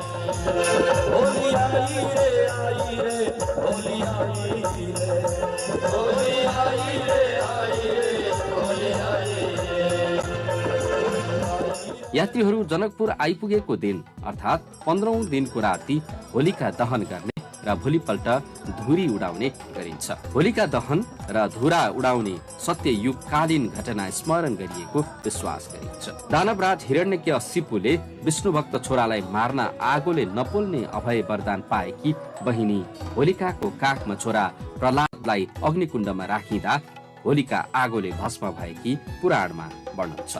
विष्णुभक्त प्रहलादलाई भने आगोले छोएको थियो।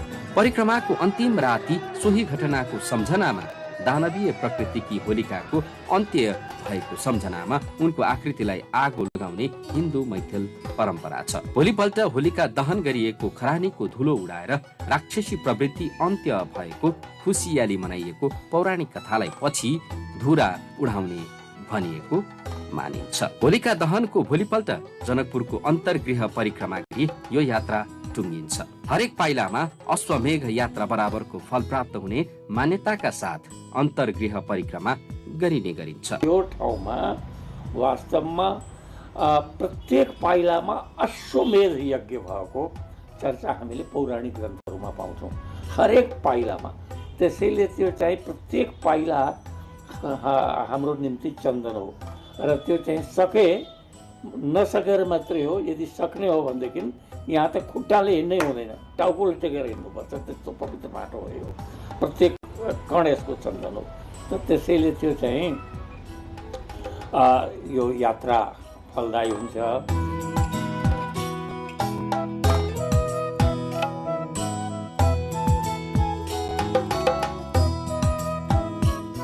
परिक्रमाका यात्रीहरूले यात्रा पश्चात पिडारी चोकमा रहेको गोरधुवाई पोखरीमा आफ्नो खुट्टा पखाल्ने गर्दछन्। माता सीताले सो पोखरीमा आफ्नो खुट्टा पखालेको किम्वदन्ती छ। गोरधुवाई पोखरीको यस्तो छ परम्परा, हामीहरूमा भन्छन् जानकीजीले नगर जुन बेला घुम्नु भएको थियो त्यो बेला त्यहाँ गएर आचमन र चरण चाहिँ धुनु भएको थियो। अनि त्यो हिसाबले यो नगरकै परिक्रमा हो। त अहिले त्यही गर्छन्, त्यहाँ गएर आचमन यहाँ हात खुट्टा धोएर अनि मुखमा चाहिँ आचमन जल छर्किन्छन्, किनभने उहाँको चरणको चाहिँ जल हो त्यो सम्झेर। त्यहाँ अहिले पनि त्यही परम्परामा मिथिलावासी यहाँ भक्त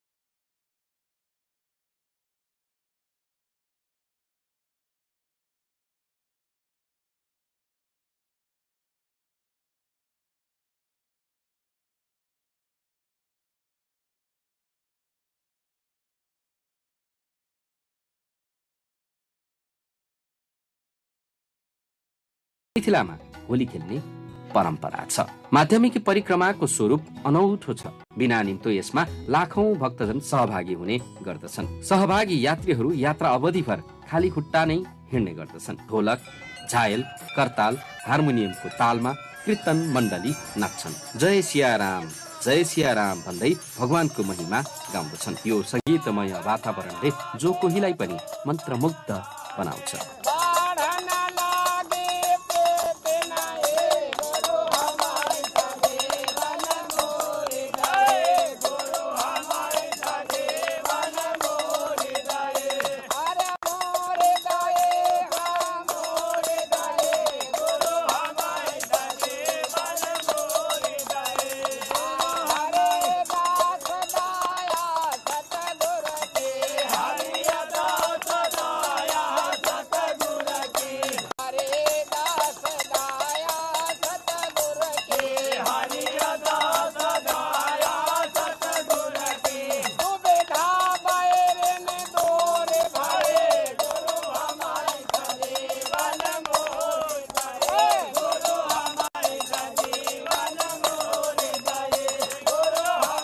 मानिसहरू वर्षभरिका दुःख बिर्सिन्छन्। गृहस्थी जीवनबाट समय निकाले भगवानप्रति आस्था राख्नेहरू तीर्थयात्रामा सामेल हुन्छन्। परिक्रमा आउनु अगावै यसको तयारीमा भक्तजनहरू जुड्दछन्। मानव नै भगवान हो। दुःख परेकालाई सहयोग गर्दा, भोकालाई भोजन गराउँदा पुण्य प्राप्ति हुन्छ भन्ने मान्यता राखेर स्थानीय स्वयंले यात्रीहरूको लागि खाद्यान्न, खानेपानी तथा स्वास्थ्य उपचारको व्यवस्था गरेका हुन्छन्। स्वास्थ्य शिविर राम्रो छ। हामीले स्वास्थ्य शिविरमा पनि प्रेसरहरू जचायौँ। खाना ओर्न ठाउँ ठाउँमा चिया, पानी, नास्ता सबै बाँडिरहेको छ। हामीले केही उहाँहरूले गरेको पानीहरू पनि युज गर्यौँ। कति ठाउँमा लिनलाई अलिकति मिलेन, कति ठाउँमा लियौँ। स्नान गर्दै गर्दै अनि हामी आयौँ। राम्रो लागिरहेछ। यात्रीको स्वागत गर्न स्थानीय सबै एकजुट भएर लाग्दछन्। एक विश्राम स्थलबाट अर्को विश्राम स्थल जाँदा स्थानीय सरकार, स्थानीय विभिन्न संघ संस्था लगायत सडकमा लामबद्ध हुन्छन्। उनीहरू परिक्रमाका यात्रीहरूलाई भव्य स्वागत गरेर आफ्नो ठाउँमा भित्र्याउँछन् भने भोलिपल्ट हर्ष बढाई गर्दै विदाई गरेर अर्को विश्राम स्थलमा पठाउँछन्। यात्री तथा धर्मावलम्बीहरू वर्षभरि भएका सबै क्रोध, झै झगडालाई बिर्सिँदै धार्मिक मेलामा रमाउँछन्। विशेष गरेर ज्येष्ठ नागरिकहरू परिक्रमामा सहभागी हुन्छन्। मिथिलामा छोरा बुहारीहरू घर व्यवहार सम्हालेपछि जीवनमा कम्तीमा पनि एक पटक माध्यमिक परिक्रमा गर्ने इच्छा हुन्छ। अधिकांश सहभागी 15 दिनको सामल, लत्ता कपडा, औषधि आदि सँगै बोकेर हिँड्छन्। साधुहरू भने आफूसँग आफ्ना गाई, घोडा, बाँदर सहित परिक्रमा गर्दछन्। यो परिक्रमाले आन्तरिक तथा बाह्य पर्यटनलाई समेत बढावा दिएको छ। हामीले सांस्कृतिक पर्यटनको दृष्टिले समृद्धिका कुरा गर्छौँ नेपालको प्रसङ्गमा। यसले चाहिँ त्यो आर्थिक समृद्धिलाई पनि, किनभने त्यो धेरै ठाउँका मान्छेहरू सम्मिलित हुन्छन्, त्यो चाहिँ पर्यटनको विकास हुन्छ। त्यो एउटा चाहिँ पाटो। अर्को चाहिँ नेपाल भारत सम्बन्धको दृष्टिले पनि यो अत्यन्त नै बलियो सूत्र हो, जसले चाहिँ दुवै देशलाई भावनात्मक रूपले बाँध्दछ। जसरी खोलाको कुनै सीमा हुँदैन, जसरी त्यो चाहिँ आकाशको, इन्द्रेणीको कुनै सीमा हुँदैन, त्यसै गरेर नै त्यो संस्कृतिको कुनै सीमा हुँदैन। त्यो चाहिँ राजनीतिक सीमा भिन्न कुरो हो, सांस्कृतिक सीमा एउटा भिन्न कुरो हो। त्यसैले चाहिँ सम्पूर्ण मिथिलाञ्चललाई त्यो चाहिँ समेट्ने गर्दछ यस परिक्रमाले। अन्तर्गतीय परिक्रमाले पनि त्यो माध्यमिक परिक्रमाले। यस्तै नेपाल भारत बीचको सम्बन्धलाई पनि बलियो बनाएको छ। यसले नेपाल र भारतको बीचको रोटी बेटीको सम्बन्धलाई संरक्षण, सम्वर्धन तथा प्रवर्धन गर्दछ। मिथिला परिक्रमा हाम्रो संस्कृति, हाम्रो सभ्यता हो। यस्ता संस्कृति र सभ्यताको संरक्षण, सम्वर्धन तथा प्रवर्धन गर्नु सरकारको मात्र नभई हामी सबैको दायित्व पनि हो। Thank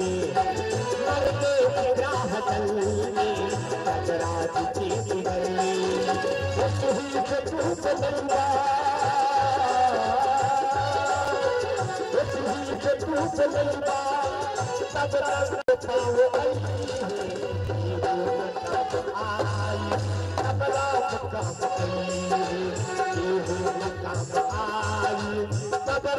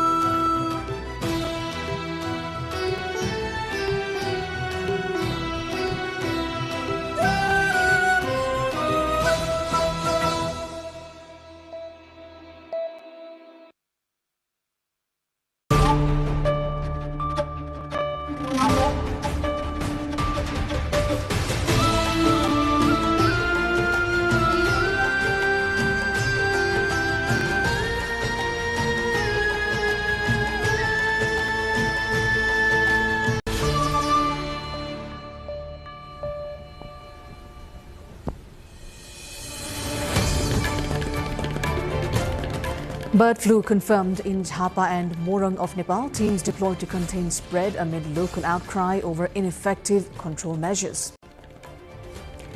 Nepal's federal parliament prepares to welcome new members to its lower house. Lawmakers to be sworn in on Thursday. Nepal issues new permits for excavating 16 mineral products, aims to tap industrial potential and boost economic growth. UN issues new climate warning as El Nino looms, adds Earth pushed beyond its limits as record energy imbalance heats the planet. Trump announces pause on US strikes on Iran. IEA warns global economy under major threat from Hormuz crisis. And Manchester City lifts the Carabao Cup title. Coach Guardiola says 2-0 win against Arsenal makes the title special.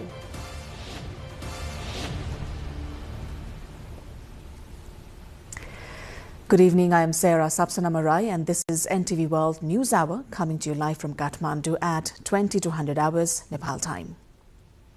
Now the news in detail. Bird flu outbreaks in Nepal's eastern Tarai, particularly in Morang and Jhapa districts, have triggered high alert as infections spread among chickens and ducks.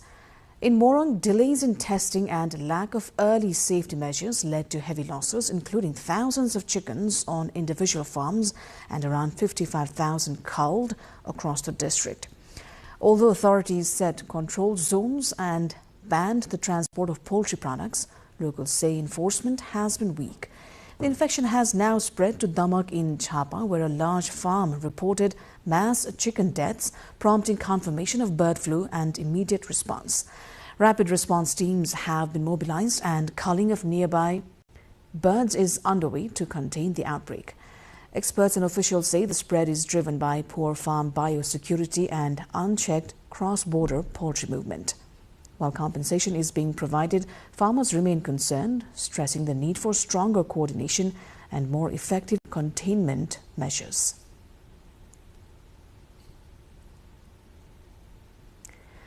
The swearing-in ceremony for Nepal's newly elected House of Representatives is scheduled for March 26 at 2 p.m. in Singhadarbar. Following the March 5 elections, where Rashtriya Swatantra Party emerged as the largest force with 182 seats, President Ramchandra Paudel will first administer the oath to the senior-most member, Arjun Narsingh Kesi, at Shital Niwas on March 25. The following day, Kesi will swear in the remaining members who are required to attend in formal or traditional attire. This constitutional process is a mandatory prerequisite for all members before they can participate in parliamentary sessions or committee meetings.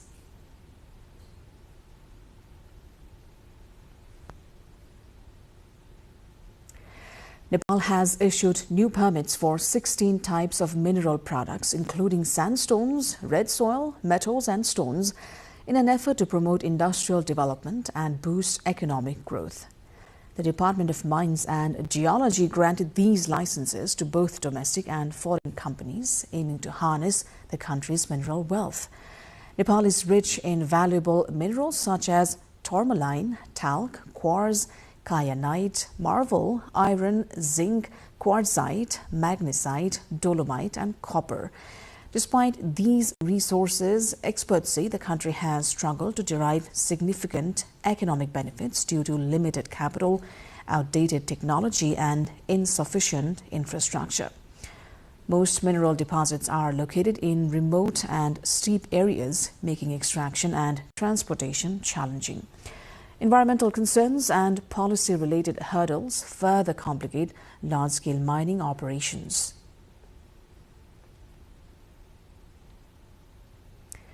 The United Nations World Meteorological Organization has warned that Earth's climate is more out of balance than ever before recorded in history. Driven by greenhouse gas emissions, the planet is trapping significantly more heat than it can release, leading to record ocean temperatures and melting ice caps. Data shows the last 11 years have been the warmest since 1850, with 2025 temperatures reaching 1.43 degrees Celsius above pre-industrial levels. Scientists now fear that the upcoming El Niño phase later this year could push global temperatures to even more dangerous new heights.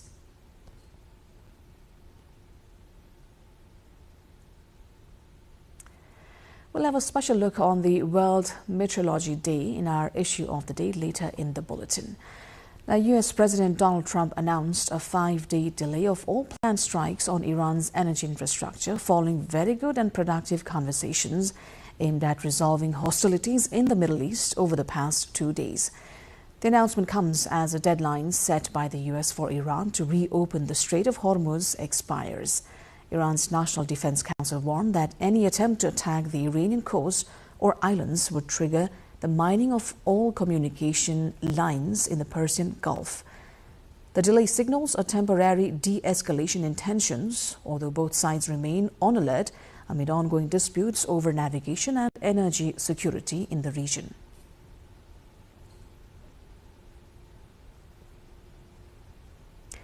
Manchester City has won the Carabao Cup final 2-0 at Wembley, with Pep Guardiola calling the victory extra special because it came against Arsenal, a side he believes has been the best in England this season. City manager praised Arsenal's level and admitted the title race is now in its hands, saying it's Arsenal's to lose as they push to finally go one better after 3 straight runner-up finishes in the Premier League. Despite the Cup's setback, Arsenal remains strongly positioned in the league title race, setting up a tense finish to the season between the two rivals. But the players prove again, the old ones, especially new ones, that we require to do something that during the season we are not being consistent to do, especially without the ball. Against that team, Arsenal, or you achieve that level or no chance. And today we achieve it, especially.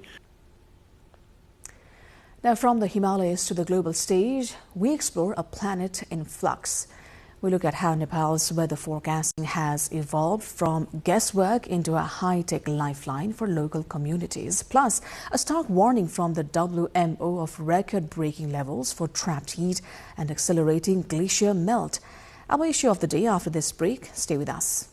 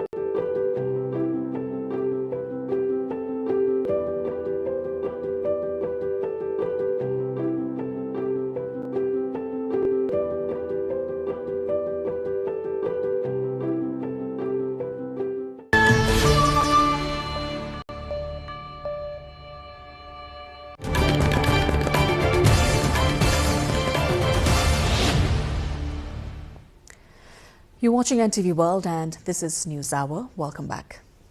Time now for our issue of the day. For decades, weather forecasting in Nepal was often seen as uncertain, leaving farmers, travelers and aviators to rely on intuition and experience.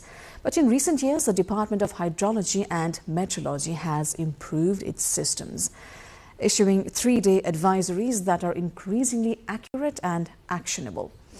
As climate change brings more erratic and extreme weather, these forecasts are becoming a lifeline for communities across the country.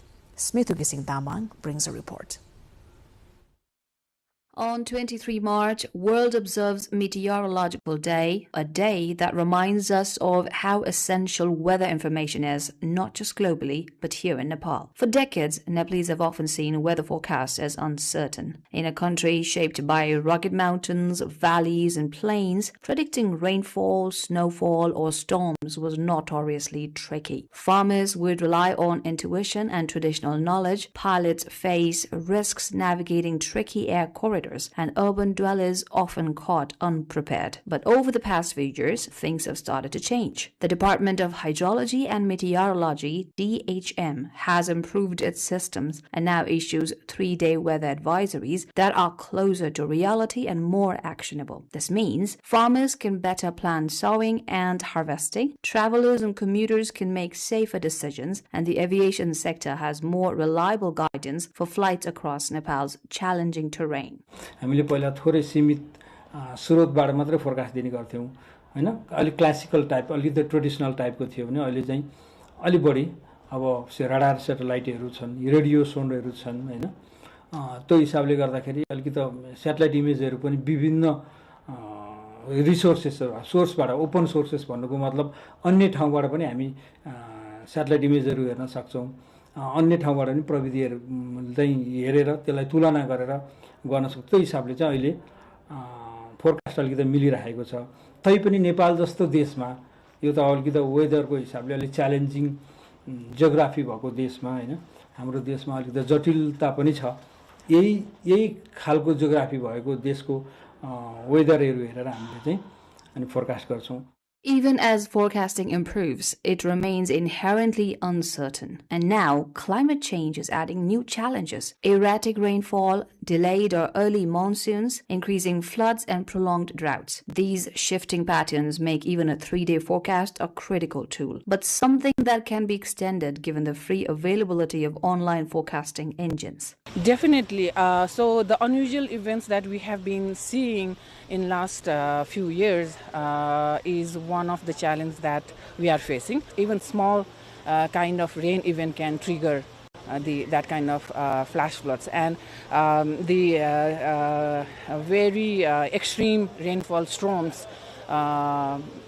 before monsoon season and in post-monsoon, after the post-monsoon season, that we have been seeing a number of storm events during Dasai is the example.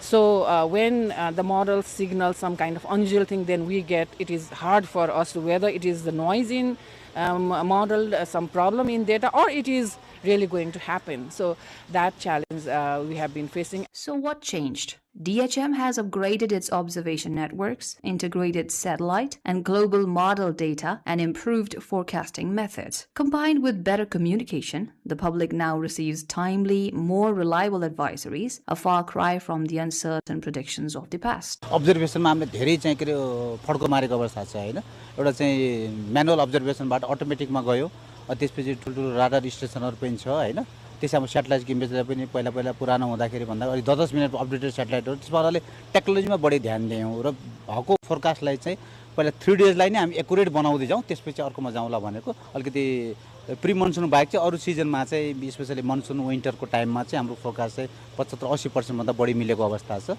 यहाँहरुले पनि आम पब्लिकले बुझ्ने कुरा हो feedback पनि हामी त्यसरी पाएका छौं अब हाम्रो भनेको चाहिँ 3 डेजलाई 5 डेज देखि 7 डेजसम्म पुर्याउने चाहिँ लक्ष्यमा लागेको अवस्था छ.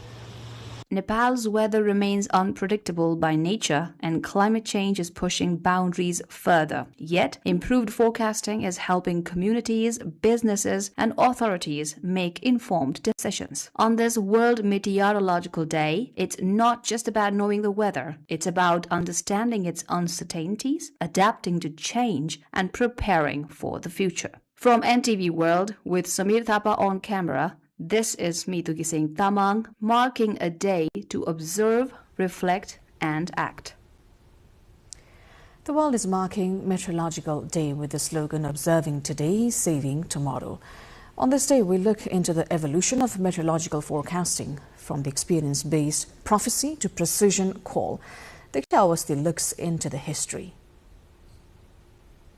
Every day, billions of people check the weather forecast, but few are aware how this futuristic prediction works. Weather forecasting has evolved from ancient observations to AI forecasting. The story begins over 4,000 years ago in Babylon, where priests predicted weather by studying cloud shapes. Ancient Egyptians tracked the Nile's floods. For centuries, sailors relied on a simple rule: red sky in the morning, sailors take warning; red sky at night, sailors delight. Until the 17th century, forecasting remained pure guesswork. For the first time in 1643, Italian physicist Evangelista Torricelli invented the barometer, enabling the measurement of air pressure, a key to predicting storms.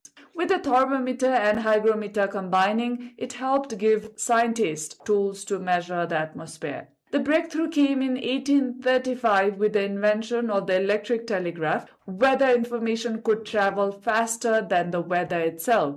Before the telegraph, weather observations were local and slow. People only knew what was happening around them. For the first time, a daily weather forecast was published in the Times of London in 1861 by British naval officer Robert Fitzroy. By the early 20th century, scientists realized weather could be predicted using physics equations. In 1917, British mathematician Louis Fry Richardson attempted the first numerical forecast. It took him 6 weeks of manual calculation. 3 decades later, in 1950, a team of American scientists used ENIAC, the world's first electronic computer, to produce the first successful numerical weather prediction. The forecast took 24 hours to compute for a 24-hour prediction. In 1960, TIROS-1, the first weather satellite, was launched. For the first time, humans saw Earth's clouds from space. Today, a global network of over 30 satellites, 8,000 ground stations, and 1,300 weather balloons feeds millions of daily observations into supercomputers. China's Fengyan satellite provides data to 133 countries alone, including Nepal. Now artificial intelligence is rewriting the rules. In 2025, researchers unveiled Aardvark Weather, the first end-to-end AI forecasting system. It learns from decades of historical data and generates a full forecast in just 1 second on a desktop computer. From the Babylonians to AI, our ability to read the sky has come an extraordinary distance. This World Meteorological Day, we celebrate not just the technology, but the global collaboration that makes forecasting possible. And in this context, in our Public Pulse segment, today we've asked why forecasts matter. Let's have a look. हजुर अब यो अहिलेको समयमा चाहिँ day to day लाइफमा नै वेदरले असर गरिरहेको हुन्छ हैन त्यही भएर चाहिँ यो डेली नै वेदरमा अपडेट लिँदाखेरि चाहिँ डेली लाइफको लागि नै राम्रो हुन्छ त्यो हामी कुनै पनि काममा जाँदाखेरि बाहिर हिँड्दा प्रि प्लान भएर हिँड्नुपर्ने हुन्छ वेदरको जानकारी लिएर हिँड्दाखेरि आफूले प्रिपरेसन त्यही अनुसार गर्न सकिन्छ त्यसैले हामी प्रिपेयर भएरै वेदरको जानकारी लिएर मात्रै बाहिर कुनै पनि काममा हिँड्नु उपयुक्त देखिन्छ हाम्रो डिभिजनको फोरकास्ट चाहिँ अहिले धेरै एउटा आधिकारिक पनि भयो र अहिलेको फोरकास्ट धेरै मिलिरहेको छ कि त्यो भएर किसानहरुदेखि लिएर साधारण जनमानसमा पनि यो एकदमै आवश्यकता छ अब अहिले कस्तो छ नि ग्लोबल क्लाइमेट चेन्जको इम्प्याक्टले चाहिँ नेपालमा चाहिँ एकदमै धेरै चाहिँ असर गरिरहेको अवस्थामा चाहिँ अब जुन जल तथा मौसम विज्ञान विभागले जुन दिएको जनरली 3 डेज फोरकास्ट छ हैन मौसम र यता बाढीको पूर्वानुमान छ त्यसको चाहिँ अब असर भनेको जनरल एउटा बाढी पहिरो अब जति जलवायु परिवर्तनको असरले परेको जोखिममा रहेका समुदायहरुमा जो जति छन् नि त्यो बस्तीमा चाहिँ त्यो सूचना पुग्नु एकदमै अर्को चाहिँ अब जुन क्लाइमेट चेन्ज पोलिसी छ हाम्रो जुन वन मन्त्रालयले बनाएको हैन पोलिसीमा चाहिँ अब जलवायु परिवर्तनको असरलाई चाहिँ न्यूनीकरण गर्ने हैन अनुकूलन हुने हो यस्तो अनुकूलन हुनुपर्ने अब आफूले बनाउने जुन योजनाहरू छन् जति आगामी 2 दिन 3 दिनमा जति गर्ने एक्टिभिटी प्लानहरू छन् प्रोग्रामहरू छन् तिनीहरूलाई चाहिँ असर नपर्ने गरी अथवा त्यो गरेका प्लानहरूलाई चाहिँ समयमै सम्पन्न गर्न पनि मौसम पूर्वानुमानको चाहिँ उत्तिकै महत्त्वपूर्ण आवश्यक छ यो मौसम भन्ने चीज चाहिँ सबैभन्दा एकदम प्रमुख चीज हो के एकदमै बेसिक कुरा हो त्यसको आधारमा चाहिँ धेरै कुराहरू चाहिँ आधारित हुन्छ त्यो कारणले गर्दाखेरि हामी कुन क्षेत्रसँग सम्बन्धित छौं त्यो क्षेत्रसँग चाहिँ यो मौसमको कुराहरू चाहिँ डाइरेक्ट लिङ्क हुन्छ के त्यो कारणले गर्दाखेरि हामीले चाहिँ यो मौसम सम्बन्धी सूचनाहरू फलो गर्यौं भने हामीलाई हुन सक्ने सम्भावित क्षतिहरूबाट न्यूनीकरण हुने नै भइहाल्यो साथसाथै हामीले कुनै पनि कुराहरू नेगेटिभ मात्रै क्षति न्यूनीकरण मात्रै होइन त्यसलाई चाहिँ मौसमको सूचना सँगसँगै लग्यो भने कसरी हामीले चाहिँ त्यसको आउटपुटलाई चाहिँ ग्रो गर्न सक्छौं भन्ने कुरामा यो फरक पर्छ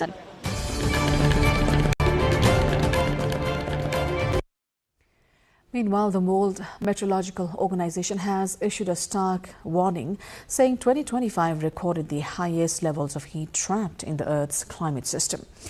From a meteorology perspective, rising greenhouse gases are intensifying heat retention in the atmosphere and the oceans. WMO Deputy Secretary General Co Barrett has said this warming is accelerating glacier melt and disrupting long-term weather and climate patterns. Between 2015 and 2025, we experienced the hottest 11 years on record. In 2025, our glaciers continued to retreat and ice continued to melt. The warming ocean and melting land-based ice are driving the long-term rise in global mean sea level rise.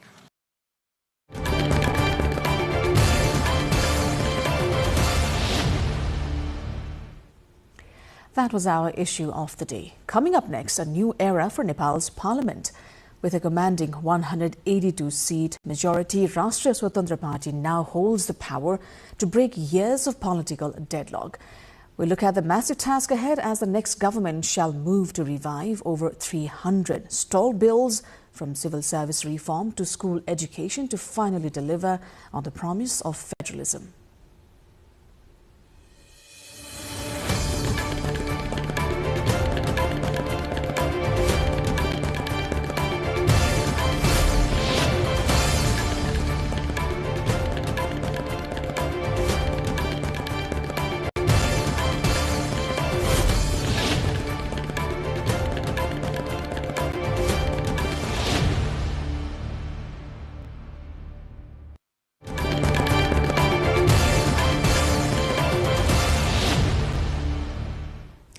You're watching News Hour here on NTV World. I am Sarah Sapsanamarai. Welcome back. Time now for our cover story of the day. The upcoming session of Nepal's House of Representatives is expected to move quickly on stalled legislation following the resolution of the previous lower house in September 2025. Bills on the federal civil service, Nepal police and school education, among others, had lost their status after the dissolution. Now, Rashtriya Swatantra Party's commanding majority gives it the ability to push these long-awaited laws through. RSP, which won 182 of 275 seats in the March 5 election, holds decisive power in parliamentary committees, making it easier to advance bills that had previously been held up by political vacuity. Over 320 laws are considered necessary to fully implement federalism, and analysts say the party's dominance could accelerate the process. 31 bills originating in the lower house became inactive with the previous house's dissolution, while 5 bills from National Assembly remain intact, with 3 awaiting HOR consideration.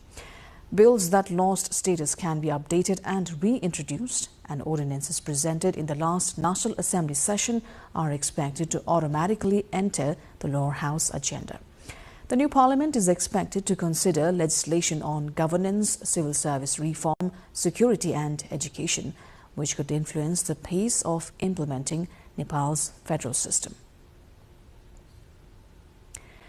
The incoming government faces a high-stakes transition, tasked with fixing an ailing economy and fulfilling ambitious promises to create over 1 million jobs. Beyond tackling deep-rooted corruption and a resistant bureaucracy, they must navigate a delicate diplomatic balance between neighboring nations, among many others. Sabika Shrestha takes a closer look on the government's challenges.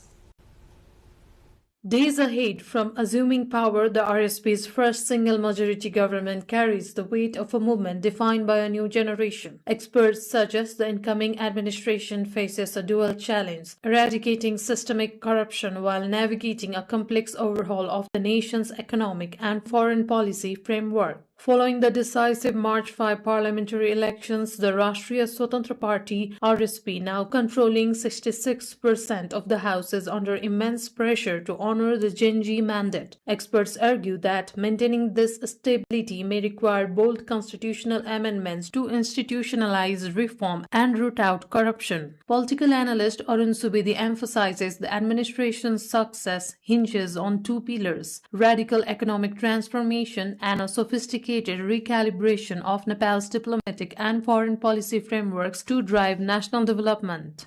संविधान संशोधन अपरिहार्य छ। आर्थिक रूपान्तरणका लागि आर्थिक नीति र विधि pro private र pro growth रूपमा चाहिँ मतलब अब लिबरलाइजेसनको दोस्रो अध्याय उहाँहरूले सुरु गर्न अनिवार्य छ। नेपालको परराष्ट्र नीतिलाई नेपालको राष्ट्रिय हितमा केन्द्रित गरेर अगाडि बढाउन र चाहिँ पुनर्परिभाषित गर्न जरुरी छ।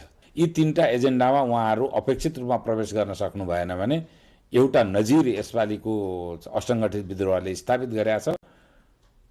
प्रधानमन्त्रीले मध्यावधि गराएनन् भने पनि सडकले हस्तक्षेप गरेर मध्यावधि निर्वाचन गराउन सक्छ। Some have assessed that even if the government and parliament change, it could be challenging to work if there is no change in personnel management bureaucracy. They have suggested that since Nepal has capable and knowledgeable employees, work can be made easier by mobilizing them according to the constitution and the law. जसम्म ब्युरोक्रेसीलाई ठीक ढंगले राजनीतिक नेतृत्वले परिचालन गर्न सकेन भन्छ म चाहिँ, किनभने ब्युरोक्रेसीले सहयोग गर्ने त्यसकारण हामीले गर्न सकिन भन्न पाइदैन।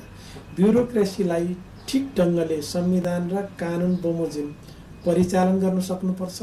सँगसँगै हाम्रो ब्युरोक्रेसी को क्षमता पनि छ, राज्यको लगानीबाट अनुभव ज्ञान हासिल गरेको पनि छन्। अनुभव र ज्ञान हासिल गरेका ब्युरोक्राट्सहरू सरकारलाई थोरै समय दिने, बाहिर कन्सल्टेन्सी धेरै गर्ने, आफ्नो व्यक्तिगत उन्नयनका निम्ति धेरै गर्ने, राज्यका निम्ति कम गर्ने जुन अहिलेसम्मको टेन्डेन्सी छ त्यसलाई चाहिँ करेक्सन गर्न सक्नुपर्छ। In Nepal, the Nepali Congress had formed governments based on a single majority in 1991 and 1999, but since then no single party had been able to bring a single majority. Due to this, consensus governments had been formed since 2008. However, public expectations are very high for the RSP, which is preparing to form a government based on a single majority for the first time. Adding to this, newly elected Member of Parliament Anushka Shrestha said the focus will be as mandated by the manifesto of the party. She emphasized that women's issues, promotion of local products in the global market, and addressing youth agendas will be key priorities.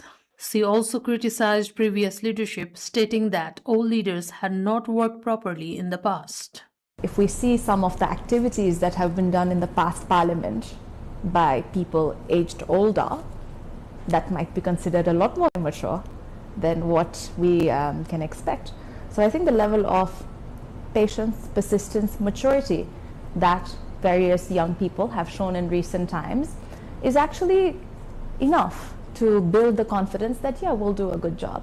What I feel fresh people such as myself will bring to the table is a very pragmatic approach. The basics has to be women's rights. I often say just because we've talked about it a lot does not mean we've fixed it, and recent incidents are very, very much evident that the laws out there to protect women is not enough, so that will definitely be a priority. And while I might be one person out there, I'm very mindful to represent all the 59 communities, including all the 5 categories. To address these expectations, it is said that RSP is preparing to make its work more effective by amending the constitution based on necessity. Sabika Shrestha with camera person Rasila Shrestha reporting for NTV World.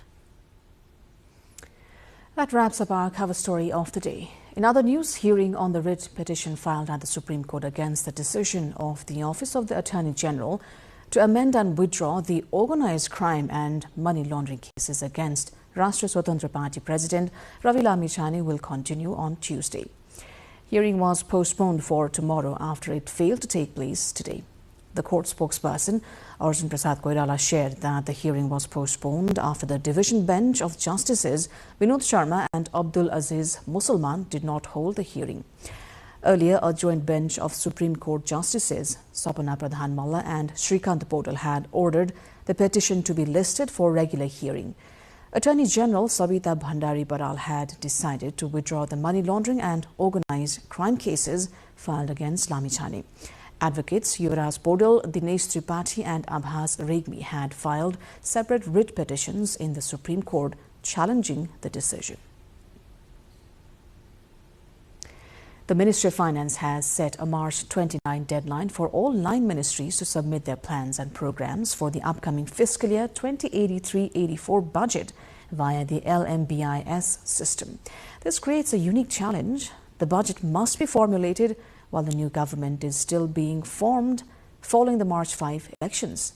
Finance Ministry spokesperson Tanka Prasad Bandeya noted that while technical work like tax policy recommendations and the economic survey is underway, the final budget must eventually align with the political priorities and manifestos of the incoming leadership. Under constitutional law, this executive proposal must be tabled at a joint session of the Federal Parliament by the end of May. Dolakha police have launched a crackdown on illegal extraction and transport of river materials from Tamakosi River after noticing rising unlawful activities. During the operation, 2 excavators were caught mining sand and gravel illegally and were each fined 100,000 Nepali rupees, which is about $750 each.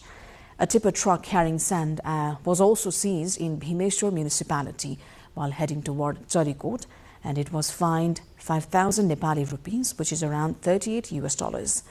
Authorities say monitoring and enforcement will continue to control illegal river resource exploitation. Now, in an era of rapid modernization and digital connectivity, it is difficult to imagine that some are still living in the shadows of the prehistoric past.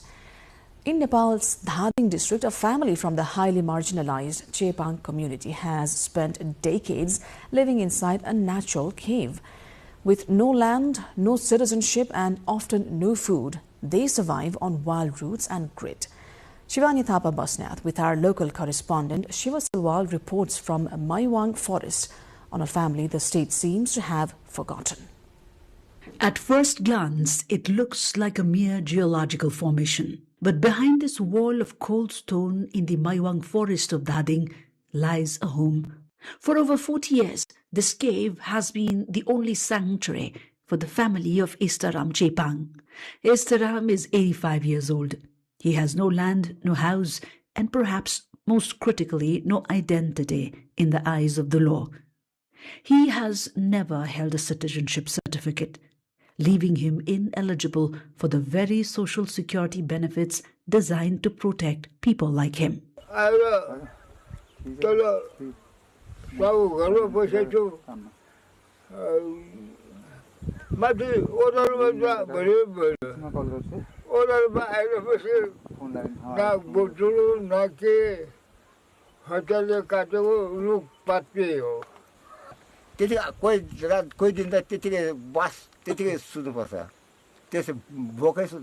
Survival here is a daily battle against hunger.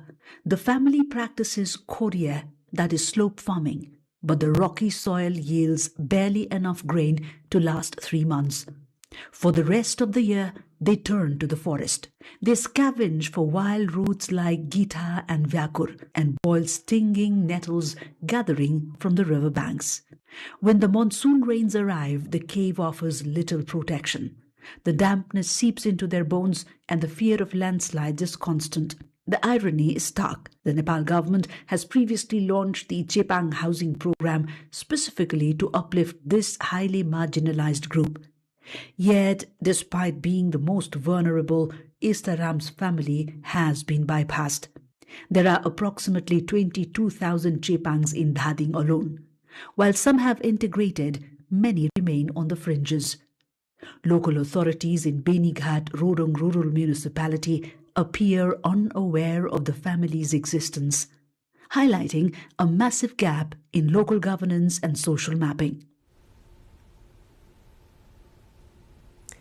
International news lined up next. For now, a quick recap of the headlines.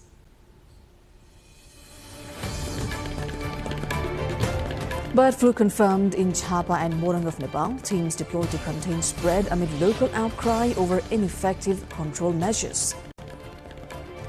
Nepal's federal parliament prepares to welcome new members to its lower house. Lawmakers to be sworn in on Thursday.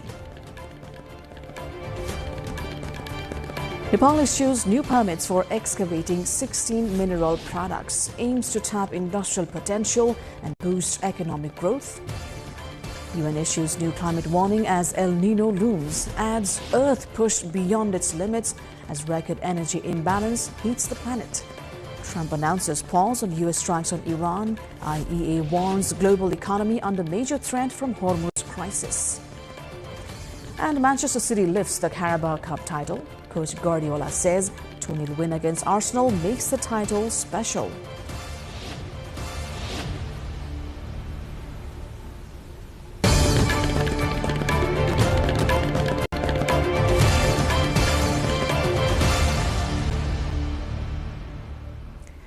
UK's Prime Minister Keir Starmer and US President Donald Trump agreed that reopening the Strait of Hormuz is essential to resume global shipping during a call. The call lasted 20 minutes and was constructive, as they said, according to UK's Downing Street. It added UK Prime Minister will later lead a COBRA meeting with Chancellor Rachel Reeves, Bank of England Governor Andrew Bailey and others on the economic impact of the war. Earlier on Saturday night, Trump gave Iran a 48-hour deadline to reopen the Strait of Hormuz, or he said the US would obliterate Iranian power plants, starting with the biggest one, in his own words. Iran, however, responded defiantly, with state and military officials threatening retaliation if American strikes on Iranian infrastructure were carried out. Traffic through the Hormuz Strait, one of the world's busiest shipping lanes, has slowed down by about 95% since the Iran war began on 28th of February. Now, the world is facing a worse energy crisis than the twin oil shocks of the 1970s and the fallout of the Ukrainian war combined. The head of the International Energy Agency has warned. IEA Chief Fatih Birol has said the global economy is under major threat from the energy crisis caused by the Middle East war, and no country will be immune to its effects. The global economy is facing a major threat today, and I very much hope that this issue will be resolved as soon as possible. No country will be immune to the effects of this crisis if it continues to go in this direction. So there is a need for global efforts around the world. In the meantime, Israel Defense Forces said it expects to face several more weeks of fighting amid widening hostilities involving Iran and the Iran-backed militant group Hezbollah along Israel's northern border. Israeli military officials have signaled that operations against Hezbollah in southern Lebanon are being expanded, with additional forces and planning for a prolonged campaign. Earlier on Sunday, Iran launched fresh missile and rocket attacks toward Israel as part of an ongoing escalation in the region, with Iranian forces striking multiple areas and Israeli air defenses responding to intercept incoming fire. Some 180 people were left injured in Iranian missile strikes on two southern Israeli towns close to a nuclear facility, according to Israel's health ministry. An Air Canada plane collided with a firefighting vehicle at the LaGuardia Airport in New York of United States. The plane, carrying 72 passengers and 4 crew members, initially landed safely from Montreal on Sunday evening local time. It is reported some 41 passengers and crew were taken to hospital. All but 9 have since been discharged, while some have serious injuries. 2 officers who were inside the fire truck are in a stable condition in hospital. The airport, which is one of the busiest in the U.S., is expected to remain closed until at least 2 p.m. Eastern Time, that is. Meanwhile, an investigation has been launched into the incident. Now, an arson attack on ambulances belonging to a Jewish community ambulance service in North London is being treated as an anti-Semitic hate crime. According to London's Metropolitan Police, 4 ambulances were set ablaze in Golders Green in the early hours of Monday morning. It caused several explosions, believed to be linked to gas canisters on board the vehicles. Dozens of residents were evacuated from their homes in the early hours following the explosions, which caused the windows in a nearby block of flats to shatter. No injuries have been reported.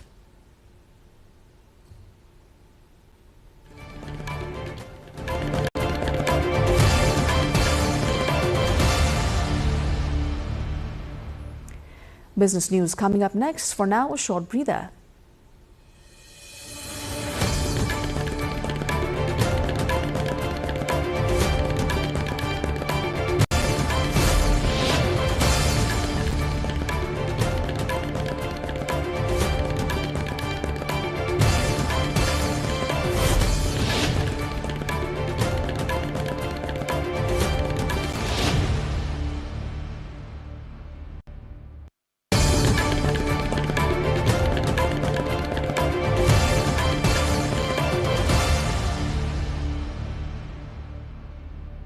The Flora Expo in Nepal's Kathmandu has wrapped up, generating some $81,000 and attracting over 60,000 visitors. The 4-day exhibition featured 65 commercial stalls, 11 official stalls, and 2 competitive stalls, showcasing floriculture products, technology, and services, reflecting growing interest in the sector. The Floriculture Association of Nepal reports the industry now spans 270 hectares across 52 districts, supporting more than 53,000 jobs. Total investment has exceeded 8.8 billion rupees. That's around $53,000 million, signaling steady growth and rising economic importance. Yet florists and traders warn of ongoing challenges with imported flowers and related products, emphasizing the need to boost domestic production and strengthen supportive policies.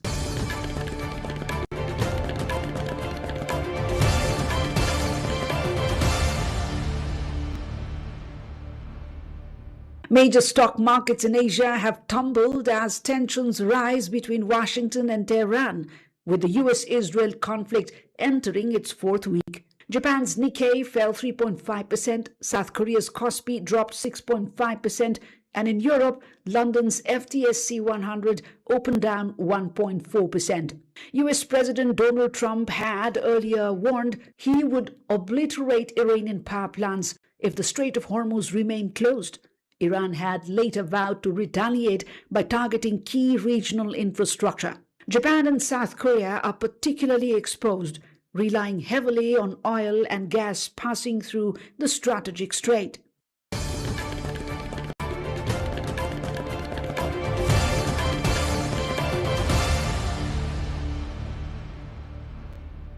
Amid rising tensions in the Middle East, India has acted swiftly to secure energy supplies and maintain stable logistics.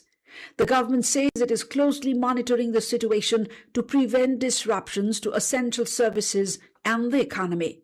Refineries are operating at full capacity with sufficient crude stocks, keeping petrol, diesel, and LPG supplies stable. Priority is given to households, hospitals, and essential services, while commercial users are encouraged to shift to PNG. Recent LPG shipments, including a vessel from Texas, have strengthened reserves, and maritime operations continue smoothly with seafarers safe and ports fully operational.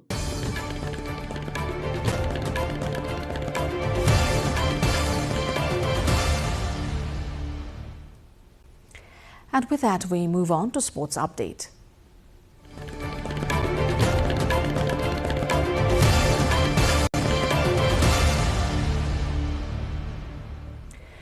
A fresh wave of controversy has hit Nepali football as the highly anticipated international friendly between Nepal and Hong Kong, China, has been officially called off. The cancellation has sparked a public war of words between the All Nepal Football Association and the National Sports Council. While fans were eager to see the national side in action at Dashrath Stadium this Thursday, the match has instead in fact become the latest casualty of administrative friction. NFA claims a lack of stadium approval forced the cancellation, while NSC maintains that the necessary permits were issued but stalled by procedural delays. NFA spokesperson Suresh Shah has expressed deep concern over the timing of these administrative hurdles, suggesting they reflect a broader challenge within the sports governance that continues to hinder domestic and international fixtures.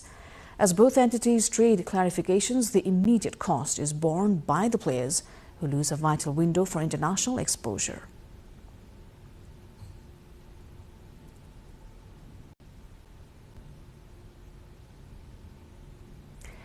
Mexico City came alive with color and energy as thousands joined a vibrant parade blending culture and football. Fans in traditional La Catrina makeup marched alongside supporters wearing Mexico national team jerseys, creating a unique mix of heritage and sport. The celebration, organized as part of the build-up to 2026 FIFA World Cup, featured giant football props, performances and flag-waving crowds. It highlighted Mexico's deep passion for football and set the stage for a World Cup expected to be full of excitement, culture and unforgettable atmosphere.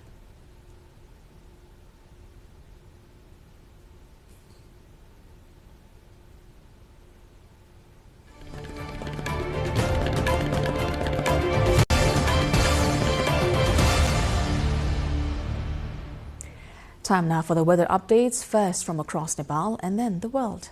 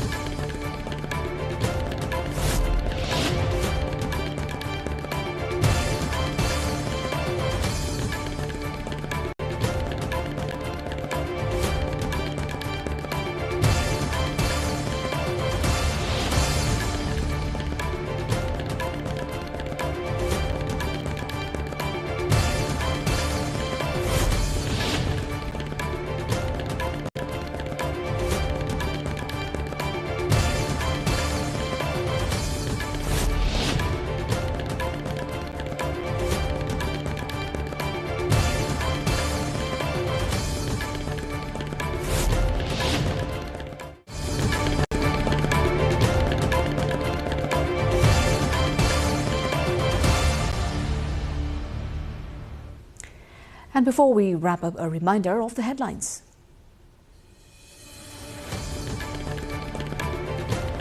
Bird flu confirmed in Chapa and Morang of Nepal. Teams deployed to contain spread amid local outcry over ineffective control measures. Nepal's federal parliament prepares to welcome new members to its lower house. Lawmakers to be sworn in on Thursday. Nepal issues new permits for excavating 16 mineral products, aims to tap industrial potential and boost economic growth. UN issues new climate warning as El Nino looms, adds Earth pushed beyond its limits as record energy imbalance heats the planet. Trump announces pause on US strikes on Iran. IEA warns global economy under major threat from Hormuz crisis. And Manchester City lifts Carabao Cup title. Coach Guardiola says 2-0 win against Arsenal makes the title special.